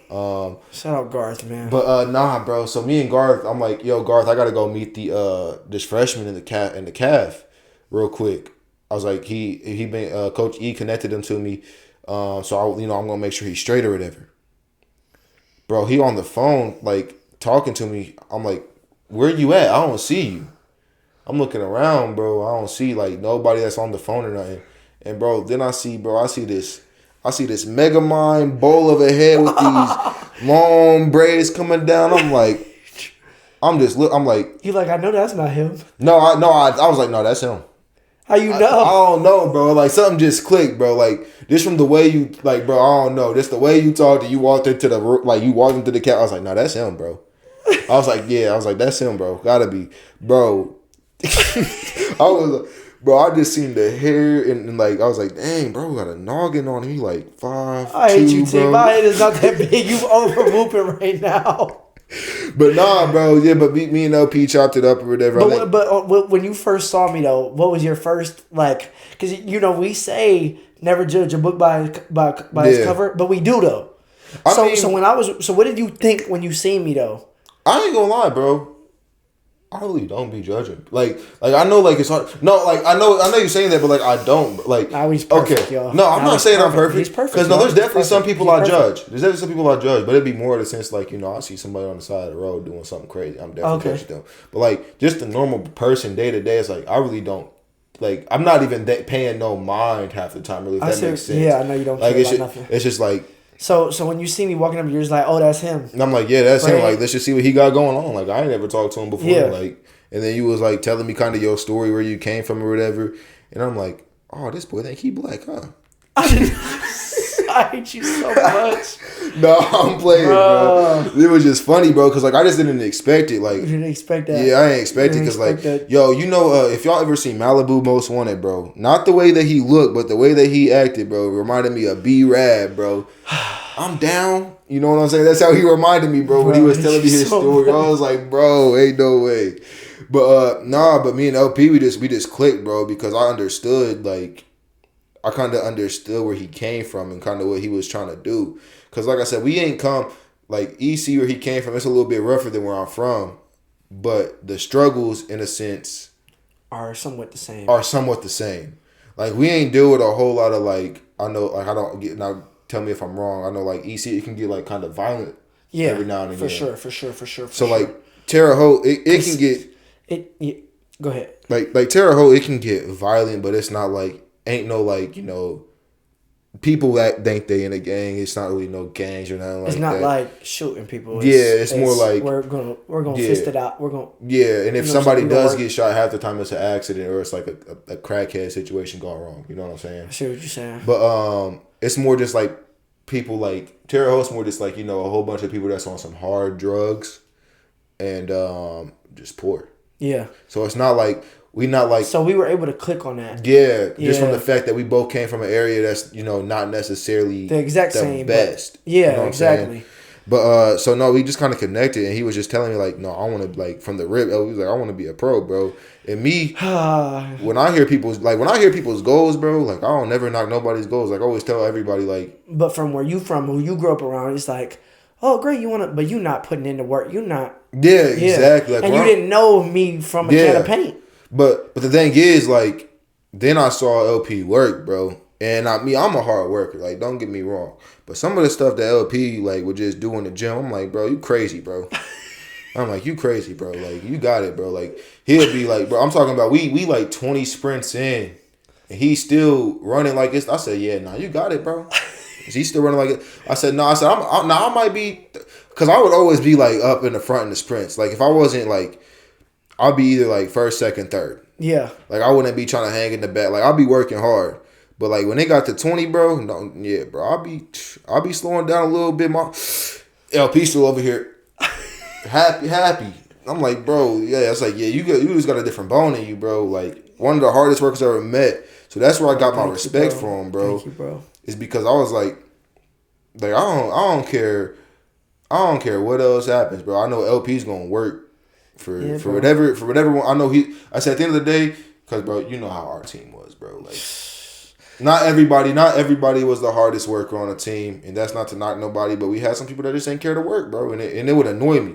But LP would show up every day to every practice, and he would take it seriously, and I respected that, because the thing about basketball is, bro, this is kind of something that I learned, because, like I said, I had 2 or 3 years of not playing basketball. Yeah.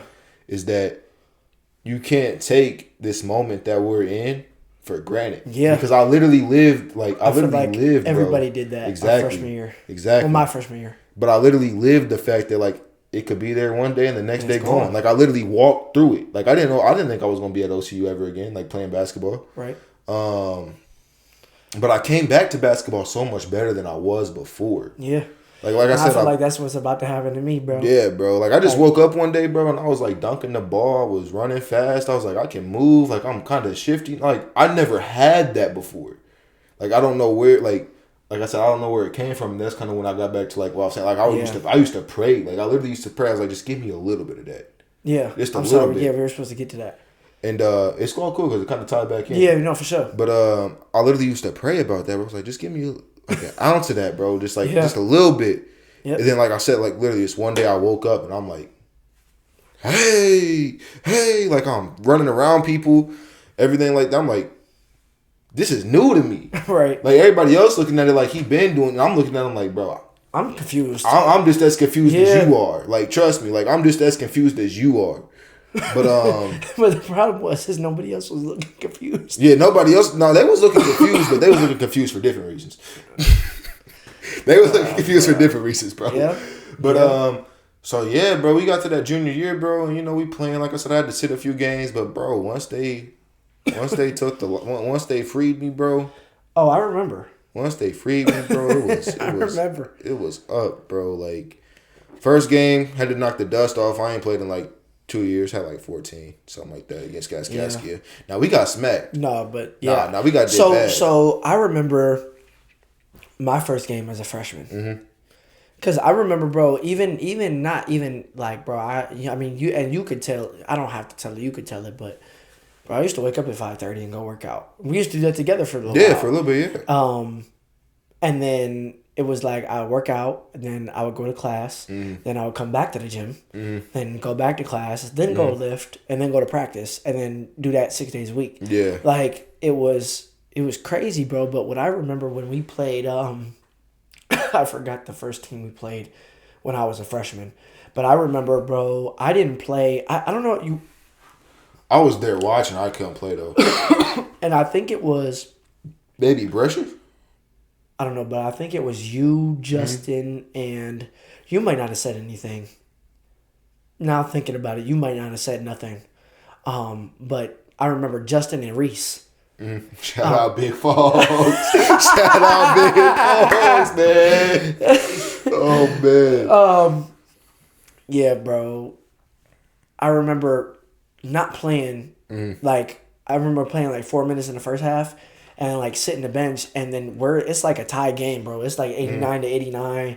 There's like 3 minutes left in the game, and Coach Smith, and mind you, this is my first college game ever. Yeah. So yeah, and Coach Smith is like, LP, go. Yeah. And bro, it's 89-89, and he's like, LP, you're bringing the ball up. And for the last 3 minutes, bro, I was the point guard, and we ended up losing the game. Yeah, we didn't win a lot that year. We didn't. We I think we ended up losing that game. But I mean, bro, I like my plus minus was probably, I don't know what it was, but it was probably high. And I didn't even shoot the ball once. Yeah, I didn't even shoot the ball once. I remember he drew up a play with 19.7 seconds left. And you remember Alex from San Diego? Yeah, boy. He was cold. He had like a slow down. Like he was slow, but he was so smooth, bro. He just had that rock, bro. But basically Coach Smith drew up a play for me to get the ball and dribble it up across half court, and he's like, LP, make sure you get it to him. Mm-hmm. And I did exactly that. And after the game was over, we lost. And I was like upset because, you know what I'm saying? I wasn't that upset, but I was like, dang, bro, like I wanted to come in and make something shake so we could win. Yeah. And I don't remember if you came up and said anything to me after, but Justin and Reese came up to me. They're like, LP, oh my gosh, this could be the start of something great. Like you came in, you didn't turn the ball over. This is your first college game, like going insane. Like, oh, if you could just keep doing that, if you could just add scoring to this, if you could just, and I'm like, bruh, because my freshman year, my thing was like, don't turn the ball over and guard the other team's best player. Yeah, facts. Yeah, that was a good mentality to have. Well, that's what my job became. Yeah, exactly. And I remember sometimes my freshman year, well, I remember my sophomore year too. Is that when we had BJ? So your freshman year we had BJ. Well, I remember I wasn't really, but I remember like we go to what is this? Where did I have the step back at? I don't remember. Welch, I think it was Welch. Yeah, bro, you posted that video like 13 times, bro. Bro, that step back was cold, bro. That's the coldest step back you ever seen. No, the step back heard around OCU campus, boy. That's what they call that move. The step back heard around OCU campus. Yeah, bro, that step back. Me and Reese, bro, shout out big. Bro, he came in, bro. I'm sitting here. Reese is standing right there. He got the. I'm like, there's nobody in that corner. I go here, throw it. I'm about to catch it. I'm like, I'm shooting it. And he's running at me. I go, bang. Yeah, you hit it, bro. I said, all those people out here making moves. Let's find out. But what I'm saying is like, even that game, bro, their best player the first half was scoring. And Coach Ash put me in. And, bro, I locked him down. He's taller than you. Yeah. See what I'm saying? So that became my job, bro. But that was like freshman year was like, bro, like, yeah, Low, come in, guard the other team's best player. Do not let him score. Face guard him. And then handle the ball. Yeah. And, I wasn't point guard every play, but even like just handle it and don't turn it over. And I'm not saying I never turned it over, but I mean, I didn't turn it over like everybody else. I don't think so. But yeah, bro. So let's get into some stories, bro. What are you thinking from freshman year into my sophomore year? What do you got? Let's walk through it. Real quick. What type of stories we talk? Like just something goofy? Like we can do whatever. So man, I remember freshman year. It was a minute ago. is that when the situation happened? Yeah, we was talking about. Wait, can we? You want to start with that? Low key, but can we talk about the Coach Smith, man? Coach Smith, bro. Stop, bro. That's PTSD, man. I ain't gonna lie, Coach Smith. If you watching this, hey, that's my homie, bro. Bro, I ain't gonna lie, bro. Hey, Coach Smith, I think that was the greatest coach I might have ever played. The Coach best coach Smith, I've ever bro, played for. he was like, no, he was a good coach, definitely, but he was like, think of like Coach Carter almost, bro. Like, he wasn't to that level. Don't get me, like, he wasn't to that level of Coach Carter, but like. They was like in the same atmosphere, same realm. Yeah, bro. Bro, I remember this one time we was like in weight training, bro. We was doing some running, some type of running. And we got done with the running. And he was like, all right, everybody line up right here. He's like, we're going to do lunges for this 100 meters, back pedals, and then we're going to sprint the last. He made us do that for like 2 miles. Lunges, back pedals. What was the other two? Sprint and then walk. Yeah. And then we did like 8 laps of that. And then after that, he Bro, goes. I remember that. Bro, after that, he goes, all right, everybody line up right here on your backs. We start doing some ab workouts. And now watch this. This is how the track at Memorial? Yes, yeah, bro. He goes. This. We did something and people's like feet was dropping. He was like, stop. Start again. No, he was like, y'all's feet dropping. We can't have that. He said, we're going to do this one more time. He said, you're going to hold it for like a minute 30. Because he's like doing like a minute holds or whatever. He's like, we're going to do it for a minute 30. If nobody's feet drop, we done. So everybody's like, cool. Nobody's feet dropped. He goes, bro started laughing. He said, see, I knew that was going to happen. He said, so what we're going to do now is we're going to do another one. Again. Because that showed me that the first time, y'all could have done it. Y'all just didn't want to. I remember this, bro. I was so sick. I was so sick. Because I was like, bro, we just did all this. Like we was doing abs for like a good 25, 30 minutes after we just did all the running and the lunges and all that stuff. Bro, I was so dead the next day, bro. Oh, yeah, that was bad. But what I was going to bring up was the forget outside. Let's talk about on the court. Oh yeah, we were. Oh my gosh, bro. My thing is look, bro. We did this drill, y'all. How do I explain it in words? How do I explain? Bro, I just want to say before we even get to the drills, bro. We had like, mind you, we are in the like start of the season, bro. Like, we got a game in like a few days, weeks. We had so many practices, bro, where there was not one basketball touch. Like, he didn't even bring the bat. He literally said, I remember this text. Oh, my God. He literally sent to the chat. Running your shoes. He said, bring your running shoes. Bro. He said, some of y'all ain't going to be able to walk back home or something like that. He said, we're running until I'm tired. He said, we might be here all night. Bro, we ran so much. I'm talking 17s, down and backs, suicides, everything. So what is the drill where? The defensive one? Well, that's not a defensive drill. It is a defensive drill, but that's more than a defensive. You talking about the one where you like you close out, you slide. Yes. Yeah, so bro. look, right? If y'all can all close your eyes and picture a basketball court right now, right? And like a clipboard, you know what I'm talking about? Like a clipboard. If you can picture that, you're starting, like, you know how you have one hoop down here and the next hoop is up here? You're starting down at this baseline, like in front of, if you're about to score, you're on the left block. Am I making? Yeah, you like on the left or right block. You're on the left or right block. You have to start way. at both of them. But look, you run up to the free throw line. And then when you're going to your left, right? Your left hand has to be out. Your right hand has to be up, and you have to be all the way squat down. Then your feet cannot cross. And your feet cannot cross. So then you slide across the free throw line, and you backpedal. And then once you get back to the baseline, so you just went around the lane, and then once you get back to the baseline, you gotta slide again. So if you're like, if I'm going this, bro, it's like nasty. Whatever way you slide, way you slide, that's the hand that's out. But like, bro, it's like I'm almost scared doing it now, bro. Like, if I'm going left, I'm like this. My left hand is out. I'm going and I'm sliding. And then once you get to the sideline, you got to sprint up to half court, slide across half court, run down to the other baseline, and then slide back down, and then turn and sprint. So what we did was we had 2 sets of that, right? We had to do 2 minutes on the left block, or 2 minutes on the left block and 2 minutes on the right block, right? So how we do it? How many people we had on the team? Like 24? Yeah. Something like that. So yeah, something all like together. That. Yeah. So basically, well, what you had to do is, as soon as somebody got up to the free throw line and started sliding, the next person had to go.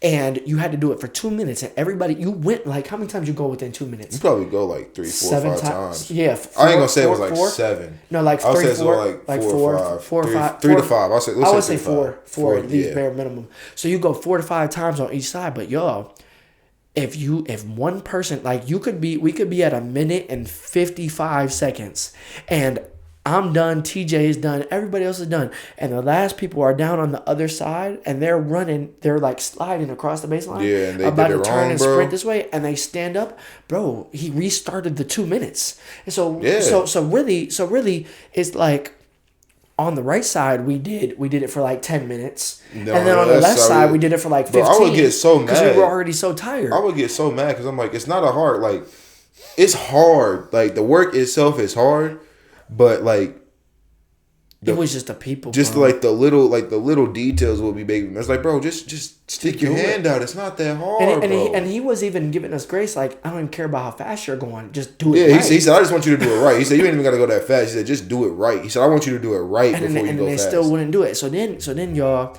like this dude, bro, he made us. We did this drill called One More, and we had to like start in the right corner and then pass it around, right? So, should I give them a game about passing in college? Should I give them the game for free? It's up to you, bro. It's your pod, bro. I guess, bro. I guess y'all. So basically, when you get to college, bro, like basketball wise, when you're like, if I'm driving to my right, if I pass to TJ like across my body, defenses read shoulders. So basically, he made us all pass with our left hand. Mm-hmm. And if we didn't pass with our left hand, we had to run. So we had to go 5 around, right, and you had to shoot it. So then he had us do this thing called the Laker drill. So it's basically it's like a shooting, like a full court sprinting and shooting drill. So it's 3-man weave, right? It's 3-man weave, and then the person who gets the layup, and the other 2 people go out for shots, right? So we would do it for how long? 3 minutes. Yeah, around something like that. Yeah. I think we did it for like 3 minutes or 4 minutes. We have to reach like a certain amount of points. And we had to reach a certain amount of points. But the thing was, is when we first started it, we were just shooting, no backboard, just trying to get the ball to go in. And we made like 25 shots in 3 minutes. He said, y'all using the backboard for everything. Bro, he said we had to use the backboard for everything, dog. So look, 3 minutes, and then the thing is like, bro, and no threes. Everything was mid-range. Yeah. Everything was mid-range. So you do the 3-man weave, and then you pass the ball off, and then you go get a shot. But it's both catch and shoot on the wing, middies off the glass. And if they don't go off the glass, they don't count. So then look, right, we would get up to what, like 75? Mm-hmm. Like 70, 75. So then the thing was every day we walk into practice, we had to do the running drill, the 2 minutes on this side, 2 minutes on that side. And then after that, we went right into Laker drill. And then we did that ball handling drill I still use. But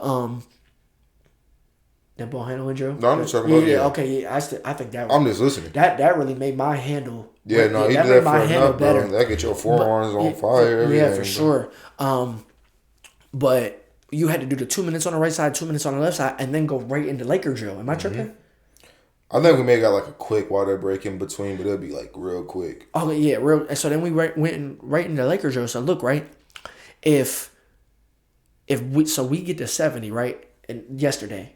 Now today we have to get 71 or more, or we have to do it again. Yeah. So now we've done the Laker drill for like 40 minutes of practice. Mind you though, if we didn't get that number, we're running. We would have to run, and then we'd have to do it again. Have to do it again.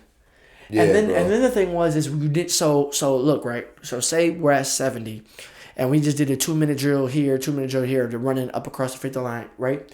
So, excuse me, y'all. So we do that drill. So then we did 70 yesterday. Yeah. We come in today, so we have to get 71. So look, right, if we don't get 71, we're running for that. But then we're running for any missed layups. And then we're running for turnovers. And then on top of that, I think we were running for anything that didn't hit the backboard?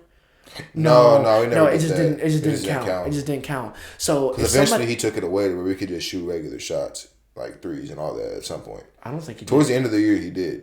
Okay, I don't remember that. Yeah, like when I got PTSD from that, bro. When we got back from a break, we could just basically shoot the ball because he trusted us a little bit more. But he still counted them turnovers and missed layups. Yeah, or if you didn't if you were on like the left side and you was using your right hand. Yep. That's just simple basketball. But that's how are we in college and you're not? Yeah, bro. So bro, I mean, Coach Smith was like Coach Carter's long lost. Yeah, second cousin. He was like Coach Carter Jr. Yeah, because he wasn't as extreme. Coach Carter was like his great granddaddy or something. Yeah, bro, he was definitely on that. Like he was on that, bro. On that. But that's good though. Like our team definitely needed that. Yeah, because we had a lot of different personalities, a lot of like people that. We had some YNs, bro. I'll just put it like that. We had some YNs for sure. So can we talk about? Do you want to talk about? You want to talk about the condom story? Yeah, we can talk. All right, go ahead. Bro. You tell it. All right, bro. We start telling it. So mind you, bro. What did we get in trouble for the day before that though? I forgot what we got, bro. All right, actually, this is like a course of like 2 days, 3 days. So like I said, we had a whole bunch of YNs on our team, bro. Just wild, bro. So sometimes we go into practice and we just do something. No basketball. No basketball, like I said. So this one practice, we down there. Bro, hold on. For like the let me stop you, T. Bro, for like the first week, bro, he was making us. We literally walk into practice, think we were about to hoop, bro. He's like, or we would get to do ball handling. We get to do ball handling. He's like, put the balls away, and then he's like on the line, and then bro, there was like, how many practices, bro? There was like, I want to say like 10 practices, bro, where it was like, he was like, get on the line, y'all running for this. Y'all we wouldn't even know until we got there. Y'all didn't hit the time. Run again. And then after that, he was like, now we're running for this. And then other days we'd go in there and he would just blow down about all the grades, this, and that. Bro. Bro, like, I think this specific practice, we were in trouble. For what the night before? I think it was... Something happened in the cafeteria. I think people was like cussing. Because mind you, we went to like a Christian school, so we had to follow certain rules. No like cussing. Was, like, no cussing, nothing. Like nothing like that. You know. No do rags. Yeah, so like just simple stuff. That's not hard to not follow. Now the cussing one, it's like okay, sometimes you can slip. It's part of being human, especially if you're used to talking that way. But the way that it would happen sometimes in the lunchroom would be just wild, like just screaming and yelling, like you know what I'm saying. And just leaving the food out. Yeah. But no. So this practice, we come in. And he's like mad about it, so we run. And then, but he's talking ish after every sprint. Bro. Yeah, he's talking crazy after. He's like, "This why y'all ain't no good." Like this why, like, bro, he's talking crazy, killing bro. Us. Like you're just frying us. He's like, y'all, bro. I can't even remember some of the stuff he said because he would just go back to back to back with everything while we're running. And then he goes, "All right, well now we gotta run for something else." He said. Why are we? He said. There's two people. He's like, there's two people I hate. He said a liar and a thief. Bruh. Oh my gosh, you bringing it back. He said, much. And bro, right now, TJ, I'm closing my eyes and I see exactly where I'm at on OCU. Bro, he said, what? He said, and we got a thief on our team. And if you're a thief, you're probably a liar too. Oh, bro. He goes. Now. Killed us. Bro. Who got caught stealing condoms at Walmart? Bro, I'll tell you, bro, I just dropped my head because like I was in such a disbelief first I wasn't. It was like, bro, I would have gave you the 10 to 5. Like, bro, whatever, I would have went and bought them for you, bro, if you needed them that bad, bro. Like, I was like, just so we don't gotta run. Like literally, bro. Like it was. Like my head just dropped. I was just disappointed. I wasn't even mad at this point, bro, because we had already dealt with so much just within our team that started that season. I was just disappointed, bro, because I'm like all the stuff we dealt with so far this year, and now I'm running because somebody stole some condoms from Walmart. And he did it like a it was like a ritual. Well, not like a ritual, but like he made us run, and then he was like, "Who is it?" Yeah, he would keep asking. Nobody was saying nothing. He's like, run again.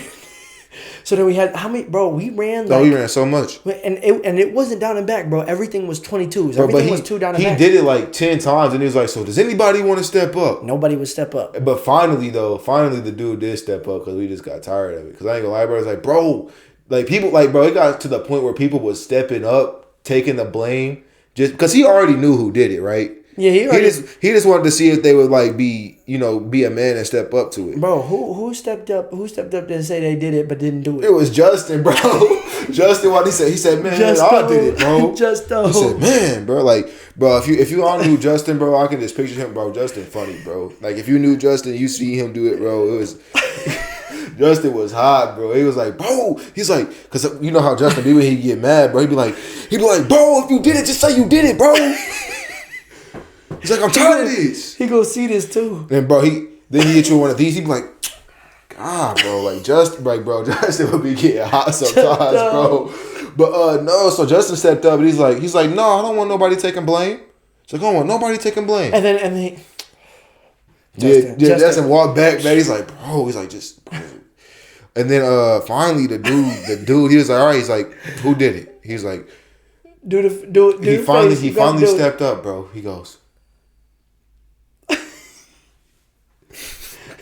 Bro, he start crying in the middle of practice, bro. But what I will say is, cause while everybody had their moments, bro. Yeah, bro, doing a lot better now, and I will say I'm proud of him. I know we clowning, and ain't no hate, no harm, cause you might see this, so I don't want you to think we hating on you. It's just a funny story, brother. Yeah, bro. But you definitely, you bossed changed, up, bro. Yeah, you bossed up, brother. I seen him one time at Meyer. Yeah, right before OCU closed, and I came back home, bro. I seen him at Meyer, bro. He definitely doing his thing, bro. And and then I seen him at Crunch when I was down there, bro. And he matured a lot. I think that matured him though. Yeah, it did. I think that matured him a lot. Did. Sometimes you got to go through that. And then we got some people that just weren't built for hard work. We weren't. Yeah, they just weren't built for hooping, bro. Yeah, and that's another thing. Like going back to hoops, right? If you ever want to be a college athlete, bro, you gotta have some sort of like. I ain't saying you gotta be like no Draymond Green or nothing like that, but you gotta have some sort of fight in you, bro. Because it's going to be hard. Like, and that's what I learned at my freshman year at Lincoln Trails. Like, bro, these dudes, like, they want this. Yeah. Like, bad. Like, they willing to fight you about it. Like, I literally had teammates that would fight in practice over basketball. And not saying that that's good, but that's just like they... over a game? Yeah, but, like, that's just like their emotion towards the game. Like, they love the game that much. They're willing to give that much that they are willing to beat you up. Yeah. To get to, like, to prove their point. Yeah. And like I said, I'm not saying that's good. That's not okay. Like, don't be fighting your teammates out here. Bro, but it happens. Emotions run high. That's not the standard that we setting. Yeah, but emotions run high in basketball. Basketball is an emotional game. But at the end of the day, you got to have some sort of fire because you're going to go through it, bro. Like, not everything's going to be rainbows and sunshine, bro. It's going to be hard. But you just got to have that willpower within you, bro, to be like, all right, it's hard. But I'm going to still get the job done. I'm going to still do what I got to do. I'm going to push through. And we didn't have people that were always built to do that. Mm-mm. So then, bro, I remember they would lock the gym on us. I remember, bro, like so much. Yeah. But what other stories? What other stories you got from practice, from OCU, from man? Can we talk about what was it? It was my sophomore year. Which one? Western Kentucky. No, that was your freshman year. It was the end of my freshman year, bro. So look, right, we're playing down at Western Kentucky. Yeah. And y'all, this kid, I don't know his name, number 20. On their team? Yeah. You talking about the white boy? Yeah, the big one. You don't remember the big dude, they big man? No. I remember the white dude, he's like fat, chubby, not fat, but chubby, like wore number 20, like was fast, and he took like almost every shot. Bro, like, hey, if he see this, bro, I don't know his name, bro, but he could hoop though. I need my ones. No, yeah, for sure. I need my ones, bro. But listen, let me tell you all the story. So like when I was guarding him, I feel like I was doing pretty well. Yeah. I was doing pretty well. And the thing was, bro, like, I don't know how it happened, but I would look up, TJ's in the mid-range shooting. I look up and the ball going, bro, can we, before I tell him how much you had, can we walk, like, because I got taken out the game. Mm-hmm. And it was a couple minutes left, and I'm like, bro, and I don't think I scored that game, but I was trying to get, I think I had a couple steals, everything like that. But, bro, I was phase guarding him. I did a pretty good job, but he was like, I was getting taken out of my flow because, like, I was in the game, then I was out. Then I was in the game, then I was out. But it was just like you kept ending up with the ball, but I don't remember the sequence of how the game ended. I remember it exactly because it was part of my fault. I put a Wemby. I put a game for a Wemby, bro. It was a close game at the end. I think we was up 1. Yeah. And I had gotten fouled. Now here's the part that I don't. It was either a 1-and-1 or I got fouled on a shot. I think it was a 1-and-1. I think it was a 1-and-1. And I missed the front end of the 1-and-1. And then they went down and they called a timeout and they drew up a play. They took it out from the baseline. Yeah. And there was a miscommunication up top. Bro, we did that my sophomore year too, bro, because nobody wanted to listen, bro. Bro got open, and I remember because I seen him, because I was guarding my man, and I was like, yo, whose man is that? So I'm like, all right, well, I got to get out there. Go. So I ran out there, bro. I jumped, and I didn't even see the ball go in the rim, bro. Yeah. All I heard was, and the crowd go crazy, and I just dropped to the floor. Like, yeah, bro. I was literally just, like, sat like this, bro, like, on the floor. I was like, Bro, ain't no way he just hit that. And the reason because we lost to them, bro. We all lost to them twice by a buzzer beater. The first one was a tip in. No, the second one was the first one. What? The first one was a tip in because he hit the 3 at their place because they beat us at our place off a tip in. Bro, I ain't gonna lie. You know I was involved in that play. So you saw this, bro? No, bro, I was behind. No, hold on, I'm about to tell it. But bro, that game that we lost there at the end of the year, TJ had 37. Yeah, bro.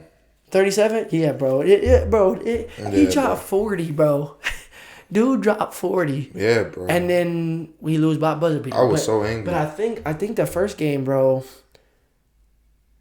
I don't remember. No, because this happened my sophomore year because Brayson was playing. Okay. But yeah, my first, bro, like, I was guarding dude up the court, face guarding, locking, not turning him, you know what I'm saying? Mm-hmm. And he, like, passed it, bro, and the shot went up, and I was still running behind dude. Like, he's probably, you know, we're running, he's where that court is. Yeah. And, we're running, and the ball comes up, and bro, even if I would have jumped, he jumped so early, I wouldn't have had no. Yeah, and he just did it, bro. I was that happens though. Like literally, that's what happened in game 4 with OG Anunoby. He just followed the shot. Yeah, and bro. It in. But then one time, sophomore year, when I was playing with Brace and everything, we were playing a different team, and I think this was the game, bro. You remember when I broke that dude with K? You wasn't there. Oh no. Me and K did. This may have been after I. No. This may have been after I stopped playing. Cause of your. Yeah. Maybe it was, but anyways, bro, we were doing this. I forget who we were playing, but he wore number 0, and basically he's like a stronger black kid, and like I was, and you know, like I'm not weak, so like I could, but he wasn't stronger than me. He thought and he wasn't scoring on me, but the thing was he was up at the top. He was outside the 3-point line, and I was like, you're not going to shoot anything. And I know you're about to get a screen to come down here. So I told Brayson, I told everybody, I told Miles, I said, bro, don't switch. Don't switch. Don't switch. And they set him a double screen to come off the thing. And I was like, don't switch. Don't switch. Don't switch. And Brayson switched. And yeah. He was young, though. And I was guarding Brayson's guy, and the next thing you know, he's down there getting a wide open layup. I'm like, bruh. Yeah, LPB getting scored on, y'all. What? You're trolling. You are trolling, bro. Come on, bro. So were you around? Did we get? Well, Coach Ash was the coach sophomore year for me. Do you remember the water fights in Newhall? Nah, because I remember it, but I ain't never go to Newhall, bro, because I knew y'all was on some shenanigans, bro, and I had Pod C, bro. You don't know about Pod C, bro. Because I already like dealt with my fair share of trouble there. You weren't a part of the cool kids. I just stayed out the way, bro. Pod C, bro. You don't I even know. I hung with all the Pod C. I was in Europe where I was at, bro.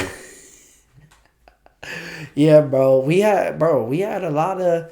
I'm trying to think of what else happened freshman year. Yeah, I'm trying to think of some stories I got, bro. I don't know. Cause, I don't know, bro. I'm trying to think. We're not gonna talk about that. We could talk about the game, though. What game? Yeah, huh? What game? Basketball. Oh, the game of basketball. Yeah, my fault. You just said the game. No, I'm just playing. So, I just want to kind of talk about how, like, your perspective of when you seen me work out and what you try to give me in terms of working out, and how I was when I came in as a freshman to what I was able to get. Anyway, I don't know if I'm making sense. I get what you're saying, but so I'm kind of gonna put it into my perspective a little bit of like how I did things. So me, like I said, I grew up doing all the cone drills and stuff, right? But it got to a point where, like, I did all the cone drills. So that was just kind of, like, second nature. Because when I seen you were like, no cones, LP. We never work out with cones. Yeah, so I stopped working out with cones. And what I would instead do is I would just envision everybody on the court. Like, I would envision, like, just... Like, I'm not saying specific people, right? Right. But, like, I would just envision... Okay, there's 5 here, like, on offense. There's 5 here on defense. And I would, like, in my head, almost play out what it would look like for me to if I did this, if I did this, or if I did that. And I would just play it back and forth in my head. So I would do the same move. Like, I'll literally sit there and do the same move for an hour straight. But I would do it maybe 50 different ways. 50 different ways. Like, I might go this fast one time, or I might go this fast because, okay, maybe the guy helped this way, or maybe the guy helped that way, or maybe, you know, the help came from the other side, or maybe it's just one-on-one, no help. So I literally legit would sit there on the wing for an hour just doing the same move. Yeah. Like, for a straight out. Like, it might be, okay, I'm doing like a cross float to a behind the back pull up or something like that. Bro, like and TJ, like, bro, like TJ is so he's one of the like most competitive people I ever met, bro. Like, if he lose, bro, like he's mad for a week, bro. Don't go around him. Yeah. Don't hang out with him. Don't try to eat dinner with him in the cab. Don't do none of that, bro. Just stay away from him. Yeah, I remember, bro. It's so bad to the point where I remember you and Garth were working out. Mm-hmm. You and Garth were working out, and it was like Garth wasn't running to get the ball. Mm-hmm. Like as fast as it, and you were like, I was standing there like, run and get the ball. Like I'm like, yeah, dang, bro. Because like, here's the thing, bro. Like I know what you're talking about. Cause I would do this with my dad too, bro. Mm-hmm. And like, now granted, my dad is a little bit older, so he really can't move like that. But bro, like sometimes like I'm in the gym, like you get to missing, and I would be so mad that I'm missing. It's you like want the next just shot. Give me the ball, like please just give me the ball, bro. Like it ain't necessarily me being mad at him. I'm more mad at myself that I'm missing. And that right there. But hold on, we gotta stop you, bro. I'm sorry, T. I gotta stop you, bro. Bro, I like before, like, you know what I'm about to say? No, I don't. Bro, like when I first got to OCU, when I first, you know what I'm saying? It was like being around T.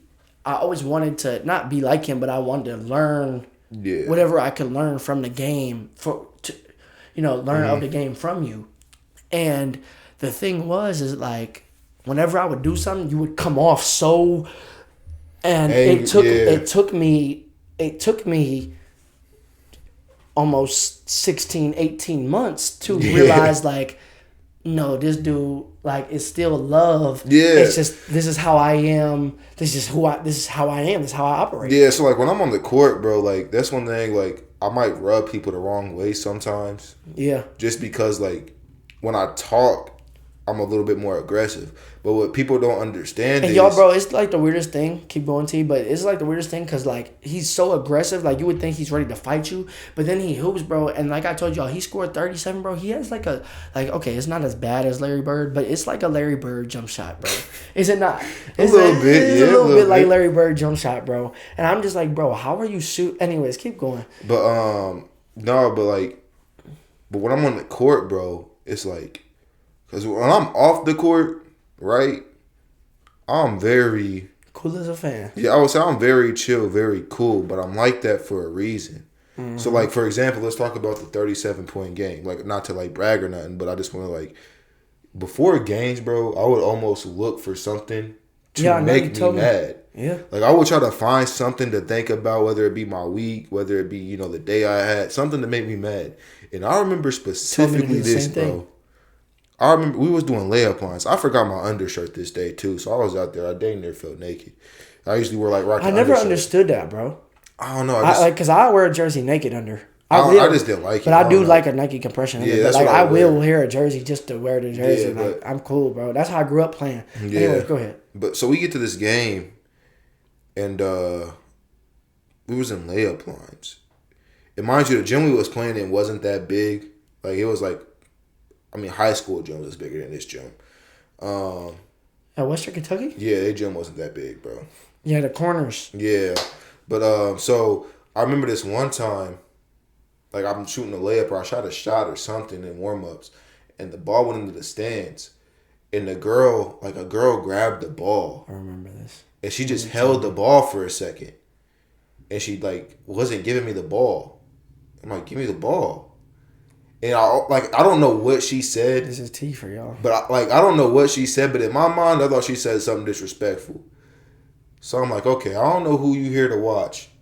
But you about to watch me. But you about to, something like, it's not going to be about them no more, bro. Because like, he's about to get fried. Me.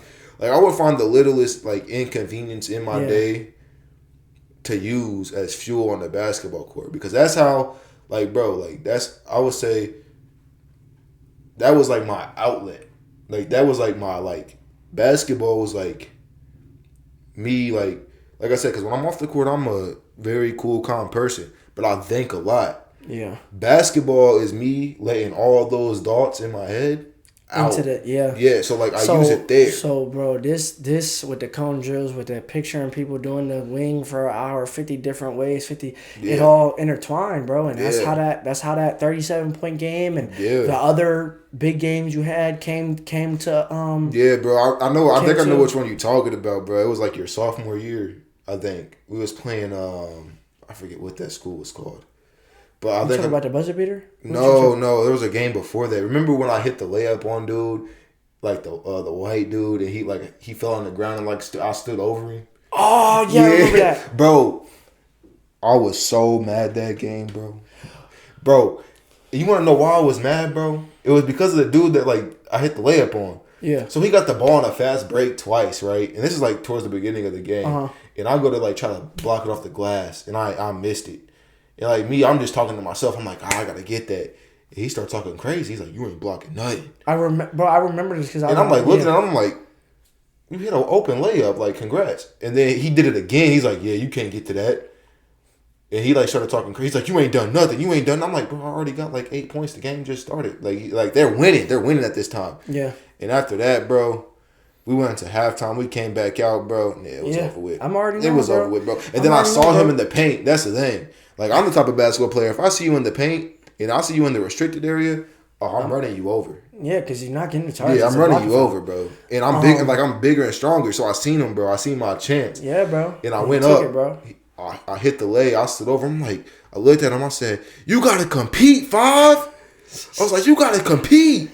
Yeah, bro. TJ was like, "Hey, bro." That game in Terre Haute, St. Mary of the Woods, bro. Yeah, bro. That game was special, bro. Bro, I was a part, y'all. My last ever game, bro. Hey, bro. Yeah, your last ever game. But thank you, bro, because being a part of your story in terms of being your teammate, bro, you allowed me to one, give you an assist in the stat sheet a couple times. No, I just play. But bro, I was a part of some great basketball games, witnessed some great feats. 37 points here, 30 points here, even 14 points and 7 rebounds and 6 assists. Like, bro, I was a part of some great games. So thank you for that, bro. I appreciate you letting me be a part of that, bro. Yeah, bro. But St. Mary of the Woods, I ain't really played that much of that game. Was special, bro. But you could tell it however you want to tell it, bro. Yeah, so this game, so give you a little backstory. I had messed my shoulder up really bad during a workout in my senior year of college. And it was dislocated and nobody knew. I knew it was hurting. So, some months go by, I tried to do some rehab or whatever, but it's still bothering me. Mm-hmm. And this is like around Christmas time, like a little bit before Christmas time. I go to the doctor. And he pretty much looked at me and was like, yeah, your shoulder's cooked. This is before we did an x-ray or anything. And you're like, no, I'm going to finish the season. Yeah, that's basically what I was like, hey, look, I didn't tell him I was going to finish the season. I said, this is what we're going to do. I said, we did the x-ray that day. He came back negative. He's like, let me know what you want to do. He's like, you don't have to get surgery yet. I was like, here's what we're going to do. I'm going to play this last game, and it's over with. And the reason I wanted to play that game so bad was because it was in my hometown, but it was against my little brother. Yeah. So it was against baby bro, you know what I'm saying? So I was like, I can't. I said, I've been waiting on this all season. Yeah. I was like, I can't. I said after this, I don't care what happens, but I gotta play him. And we finally get to the game, bro. I'm back home, and this is the first game I played back home in since I was in high school, bro. Okay. So it's been 4 or 5 years since I played back at home, and we get to the game. I see my grandpa there, my uncle there, my grandma there. Yeah, our whole family there. Like, it's me and my brother both playing. Everybody going, I all want to see it. So boom, game start. I'm feeling good. I hit the first shot of the game, a little midi or whatever. And then my brother just start frying everybody on our team, bro. And I'm like, bro, y'all can't guard him, bro. I'm getting mad. And my brother, he's shorter than me, so it wouldn't even make sense for me to guard him. I was guarding the bigger players. Right. But he was frying all our our guards that I didn't get a chance to really guard him. Yeah. Well, the one time I did guard him, I hate you. That's my little brother, bro. But supportive, bro. No, but the one time I did guard him, I felt like, I wasn't getting cooked, but bro, like he hit tough shots. But it wasn't even that, bro. It was like on our team, nobody communicate, bro. It's like I'm guarding him. And okay, if he puts up the shot, he makes it. Okay, but maybe the most. But what I'm saying is like I got hit by a screen. He come off. I'm trying to fight. By the time I get to here, shots already. The shots already up. Yeah, you can't lag behind. And then it's LP does on you, so you come and that's basketball. Yeah. But no, he's frying in the first half, bro. And I ain't really have that good of a first half, mind you. I can't shoot the ball anymore. Like literally, like I can't shoot the ball. Like my shoulder is gone. Like my labrum is like torn completely. Yeah. Like I can't shoot the ball. Yeah. So I'm trying to get shots up, but I'm missing everything. Like I didn't have the strength to get it to the rim. I didn't have there was no stability in my arm, so like I couldn't aim the shot right. Nothing like that. So you just get to the rim, lay it up. Yeah. So the first half is over, and like we're down like 12, and I'm like, yeah. And in my mind, I'm like, bro, if I lose this game to my little brother, bro, I'm gonna be talking to town. Like not even that. It's like every time we go to Christmas, every time we go to Thanksgiving, everybody's gonna know. They're gonna be like, remember when you lost your little brother? And I said, bro, I wish that would be the case. And buzzer beater. Yeah, so second half come out on fire. I'm getting to the rim every time I can. Every time, bro. Like I'm just going straight downhill. And by now time, it's just like you blink and time's gone. Yeah. And now it's 3 minutes left in the game. Yeah, and that was a close game, right? And they go up. No, I want to say it was tied. I want to say it was tied like 94, like 96, 96 or something like that. And timeout get called. Bro draw up a play. And in my mind, I'm like, okay, I'm going to follow the play. I'm going to follow the play until I don't think I can follow the play. You said that to me, I think. Yeah. I don't remember if you said that to me. I was like, no, I think I walked out there. I said, I'm going to look for you. But I said, I'm not going to I wasn't on the court. I forgot who. Like, I think I said in the huddle. I was like, I'm going to look for him, but like, I'm not going to force it. Bro, and I was sitting on the sideline. I was like, bro, T, please do this, bro. Please do so he drew up a play for Jack. It was like to get Jack like an open look. Because Jack is a shooter. He could shoot the ball real well. Let's be real. You were not passing to nobody. Yeah, probably not, bro. Because at that point, like I knew I had a mismatch. But you got the ball, bro, and I'm sitting there. I'm like, in my spirit, like I'm nervous, bro. I'm like sick to my stomach. I'm like, T, please make this. So I take the ball up top. I let the play form. That's what's crazy. Because weren't we down by one or it was tied? No, it was tied. I think. Oh, because I hit a layup, and it was because they could have won the game with a 3. Yep. But what happened was I let the play I let them set the screens, and I'm like, okay, he's not open, so I'm just like. 1-on-1. All right, whatever. Like it's me, because like everybody was out of the paint now because of like the action we ran. So I'm looking at the dude in front of me. I'm like, I've been frying you for the whole second half. Like it's not about to stop. So I'm about to fry you again. And all I see is him in the rim. Really, all I see is the rim. Yeah, I knew he was beat. So I take the ball. I literally simplest move. I just rip through, drive right, get the bump off the glass, went in. Hit the N1, bro. Bro, like, he thought I was trying to be calm. No, bro. He thought he was Kevin Garnett, boy. I said, this my city, bro. And I remember somebody in the crowd. Yeah. He goes, "You can have this city." I remember that, bro. Because like I said, it's Terre Haute, bro. It ain't nothing special. But bro, literally in the crowd, he goes, "Yeah, you can have this city. You got that." Yeah, bro. And I'm like, yeah, I can. I was like, I mean, you right, but and they didn't give you the game ball, bro. I was mad about that. Yeah, I should have took it home. I should have just stole it for real. I didn't know why you didn't. But no, I had to beat little bro. I had to let him know that like, finally, bro. Yeah. I'm still big, bro. Like, but no, bro. I learned a lot from you, bro. Working out and doing all that. So, yeah, bro. Just a mentality, the way to, bro. So thank you for that, bro. Of course, bro. I always like to give game back. So. Now you graduate college, and now what is life like now, and what's next for you? Honestly, before man, we get out of here. Life is. Let me tell y'all one thing. Life don't ever go necessarily exactly how you think it gonna go. Right.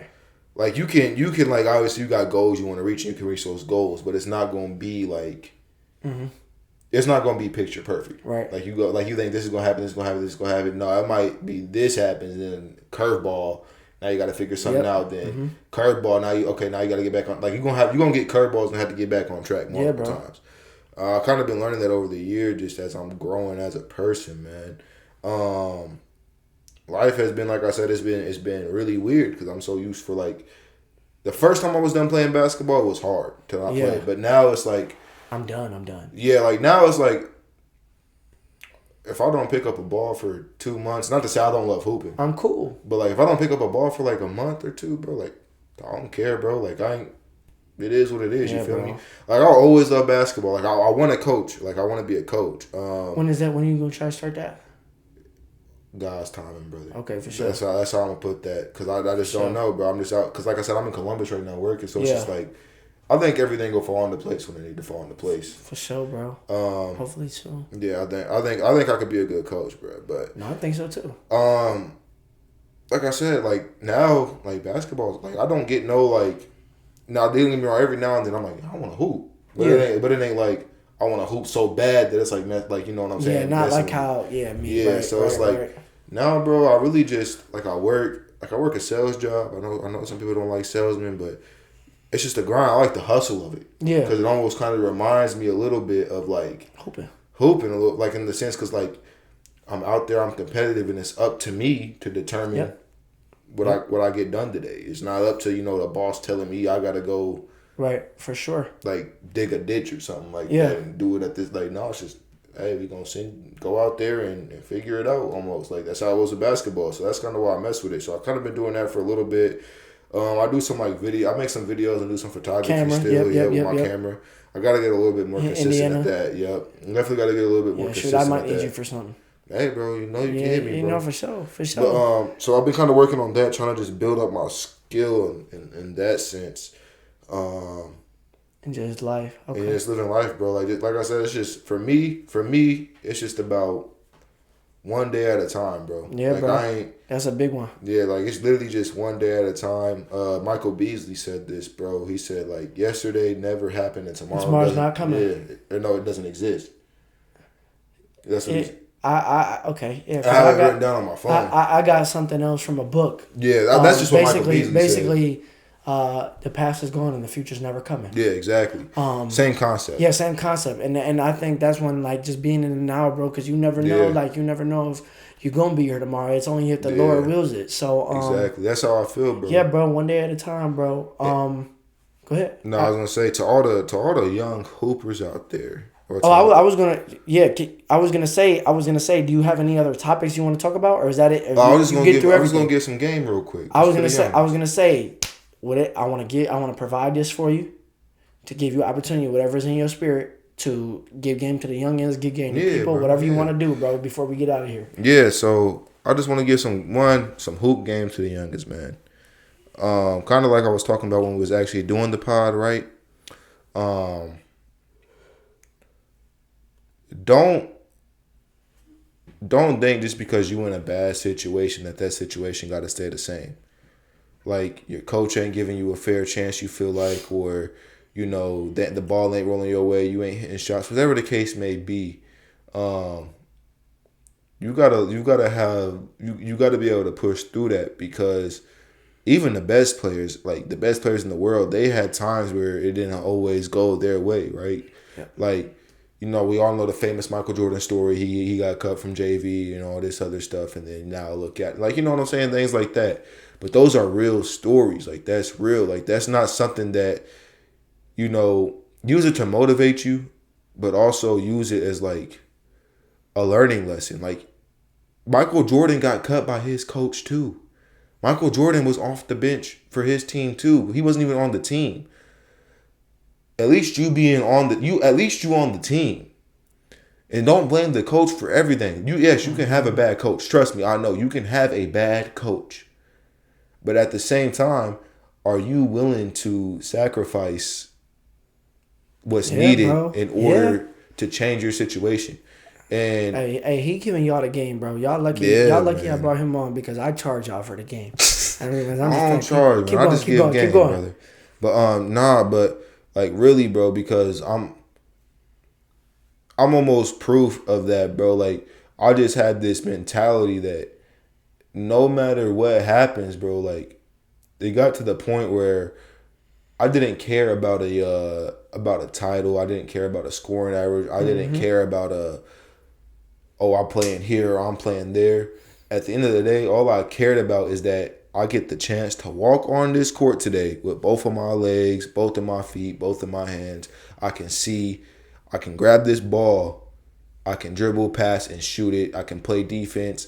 Like, just have fun. And when you got that, bro, exactly. Good, bro. When I got that, I became so much like when I just stopped caring about, you know, everybody's opinion on me playing and remember that this is a game. I'm here to have fun. I got so much better at the sport because there was so much pressure that just lifted off my shoulder. Yeah. And y'all got to learn that. And that's for life too, bro. Like, your job's going to be, you going to have bad days at your job if you working. Your girl if you a man or whatever y'all believe in. Right. Let me be careful. This is a public space. Yeah, you gon'.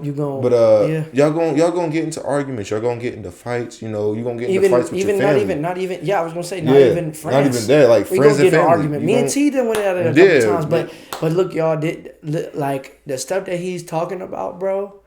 You know, he didn't just wake up and become this. You had to go through. Like he had to go through his own experiences, his own losing people, his own partying and realizing this isn't cool. Yeah, like facts. He had to go through all that by yourself, maybe I don't know. I would say it was like I ain't gonna because I know it's the end. It wasn't really like it was by myself, but it like obviously I had my family in my corner, but it almost felt like I was right by myself because I was so during that time I was just so far attached, like I almost isolated myself. All I'm saying, y'all, is like he had to go through that, and that's, you know what I'm saying. That's one of the reasons why I brought him on here, so you could hear this. Yeah. So like LP saying, man, like no matter what y'all got going on, bro.